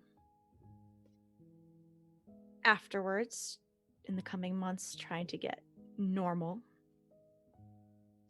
I try to live a normal life, but it doesn't feel as peaceful knowing what I know. So if Shade asks, I would assist, but I would donate a lot more time to dealing with the little things around the neighborhoods so other people are not getting hurt from people like Kreider. Starting small and working my way up. Sure. In the coming months, Lucas, you are requested to pour the dreams into the running aqueduct. Over time, a couple of things happen. The aqueduct itself begins to grow, almost. At first, it's like, hey, I don't remember that brick there. Hey, what's that doing? And suddenly you notice that the whole entire system itself is growing. Additionally, as you pour these dreams back into general circulation, so to speak, you hear rumors, whispers about people who talk about the war as much as anyone can, or people who know about it, people who are questioning what the government of Satyrine really is at this point. And the aqueduct at some point does stop growing. There are a couple of points in the city, in Fartown, where the dreams and conceptual spirits just fall off the end of this, and they all fall into these green spaces, these places where things can grow. And out of the ground, doors grow, ways in and out of Fartown that do not involve the gate to the hollows, that do not involve being watched. And suddenly it's a lot easier to get in and out of Fartown. You are all invited to join this body of Visley, which is known as the Quiz, which you might remember as the organization which signed the aqueduct over to Lucas. You were each offered one of the 17 chairs. Shade, you are offered the red chair. Soraya, you are offered the gold chair. Alana, you are offered the green chair. Lucas, you are offered the pale chair. And Soren, you are offered the invisible chair. For herself, Euphemia takes the indigo chair. And other people join as well. And soon you have a fully functioning body of 17, at least mostly responsible people, who have some vested interest in the future of Satyrine as the people who actually live there see it. And I'm not really the person qualified to tell you what becomes of your exploits after you've reformed the quiz. Only to note, one day, Lucas, a small bit of paper is slid over to you. It is a very familiar bit of paper. It is a deed to an aqueduct that needs signing.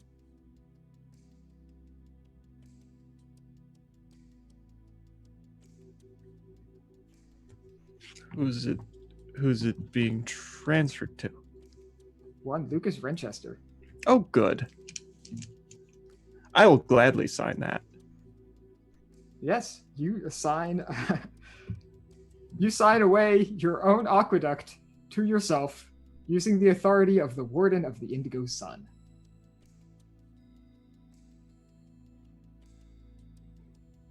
Did we just time travel? A little bit. Well, the paper did, at least. Either way. Whatever happens from here is not really my story to tell, so well, I think that this concludes our campaign of Invisible Sun.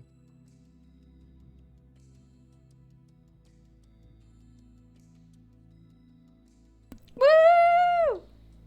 Yeah. That was for so much watching. fun. My heart. Sorry for running over, y'all. That's okay. Okay. It was worth it. Ooh. Oh, I'm gonna miss these lovely people. Why? I'm gonna You're miss all great. of your characters and you. Not sure how much I'm gonna. That's not fair. I'll miss Soraya. I'll miss playing Soraya. We're all gonna miss Soraya. Let's Not gonna be miss real this here. wig. I'm not Oh, gonna for miss real, this wow. wig. Repurpose it. By repurpose, Right. you mean You're li- repurpose it. I need a break from wigs right now. Yeah. Fair. All right, there is no advancement to be had tonight as we have completed our campaign, so I think we can just go around quickly, outro ourselves, talk about anything else we're interested in, anything else we're working on, and mention any favorite parts of the session, I guess. So hi everybody. I'm Alex. I've had a great time GMing this game for the last 9 sessions. You can find me playing a paladin in a 5th edition game on this here channel on Sundays from 4 to 7, featuring some of the wonderful people you see on stream before you, including Camille and Ren. And you can also ideally find me starting in the beginning of September running a game of New Era, which is science fantasy weirdness. Also on this here channel, casting is currently still open. So if you are an approved player for Open for Adventure, or if you're interested in becoming an approved player and playing some science fantasy weirdness, definitely get in touch with one of our lovely welcome crew, and we can get the ball rolling on that. Favorite parts of the session. I had a lot of favorite parts of the session, but I think that a couple of the best ones were Lucas becoming a table and just walloping on the dude. That was great. I loved Soren's pre-gray voice broke me in ways I was not expecting. It was just so good. So those were definitely a couple of highlights for me.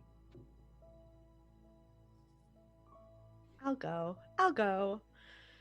Hi, I'm Mare. You can find me on Twitter at Archmage of Dice.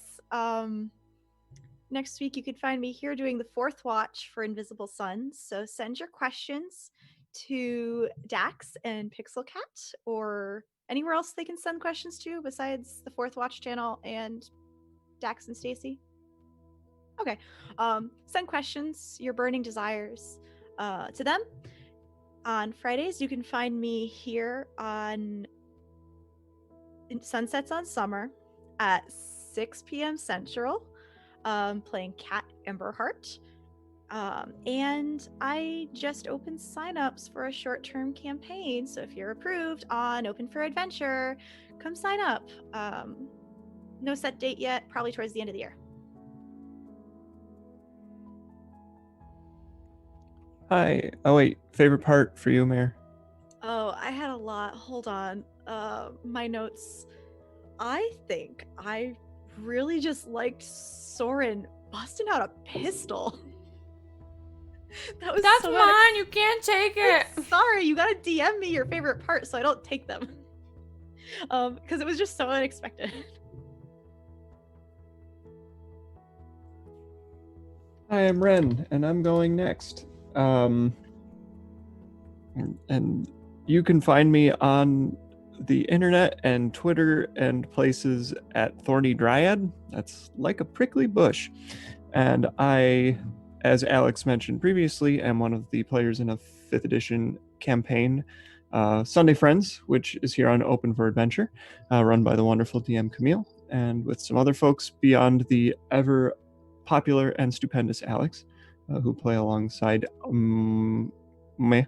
I am also the voice of a character in a podcast called Roads Uncharted, which can be found on Simplecast as our hosting site. You can also download us through iTunes, Spotify, or Google Podcasts. I don't have any other projects going on right now, but I do all sorts of non-streamed games, and who knows, maybe in the future I may put something out. Let's wait and see, but I won't promise anything. My favorite part of the session today was there was a lot of good stuff. I kind of really liked when Shade didn't weave a nightmare, but instead took bad memories from the Pale and was like, feel bad about what you did to me, and then just punched Kreider with those thoughts. That was pretty amazing.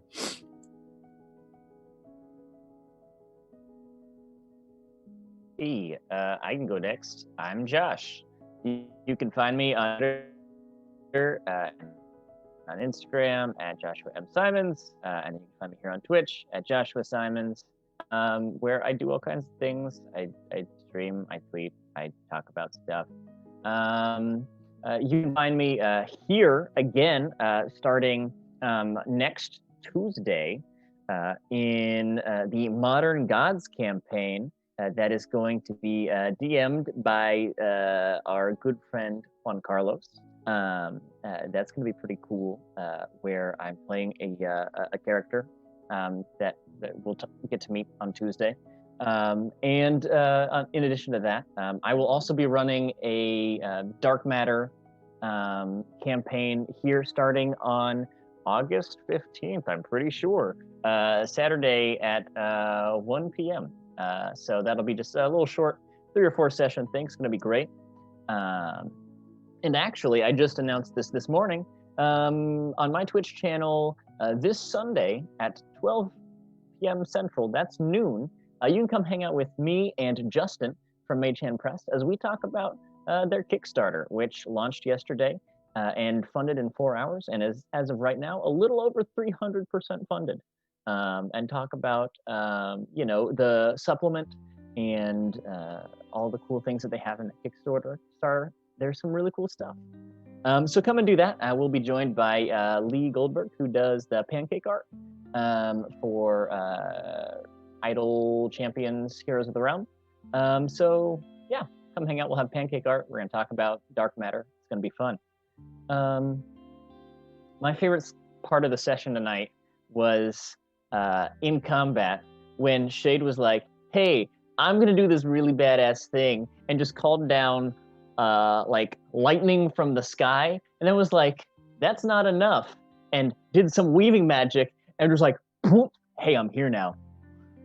Right directly into Kreider's face. I was like, that is a power move. It's like, not only am I going to just light you on fire from the sky, let me also make sure that you have nowhere to run. That's me. Hi, I'm Mindy. You can find me on Twitter and Twitch, MKAY1713. I play video games. Sometimes they're scary. I don't do fancy. Josh does fancy things. I don't do fancy things. You can find me here on Open for Adventure Monday nights at 6:30 Central Time, playing basically the exact same character. So if you want to see more Soraya, more bitch, come see me on Monday night, where Camille is the DM, and play with some fantastic people. Also, Leona is nothing like Soraya. Don't believe anything I say. My favorite part was, there were a lot of really good moments. I think one of my favorite parts was the Alana. So it was Alana using, basically saying, I know I could kill you. I know she's gonna kill you, but before, I need you to feel bad for everything you've done. And that's literally, well, it was. I wasn't, not trying to do damage. I just want you to feel guilty as shit. I thought that was awesome. Hi, I'm Camille. You can find me on Twitter at CamilleDoesDND. You can also find the channel on Twitter at Open4Adventure. Please follow us on Twitter. It's a good time. The person who runs your Twitter is a total troll. It's amazing. Our Twitter's recently under new management. Pixel Cat, thank you for all the work that you do. If you're not in our Discord, please come in our Discord already. It's a good time. You can sign up for games and have all kinds of cool stuff. Oh, I make dice trays sometimes. They're pretty cool. I make them handmade from scratch. I don't know what that means when it's talking about whatever. The point is, they're pretty neat. What else? My favorite part of the session was Soren before the war, getting ready for our first day. I hate to make it about me, but it was the voice, like Alex, also broke me. I was not prepared, even though I asked for it. I was not prepared. And it was Josh's voice, but it didn't matter. It was just feelings.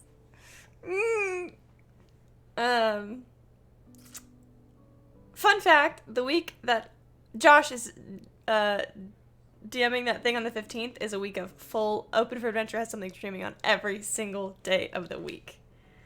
So it's going to be a really good time.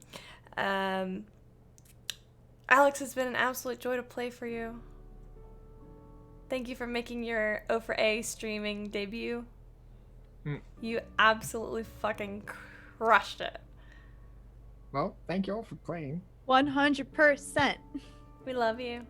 We love you so much. Love you too. All right, we're gonna go talk more good things about Alex and call Warm outs. fuzzies. Warm I fuzzies. didn't sign up for this. Mindy. It's gonna be an hour of us just showering Alex with praise. Pretty much. Pretty much. We're gonna make them cry. Mindy, would you take care of our warm fuzzies for us? Yeah, so we have Bel Chavez. And then we have Mitch D. Mitch. And we have Christina. Christina. And then we have Sam. And we have Quincy. Quincy.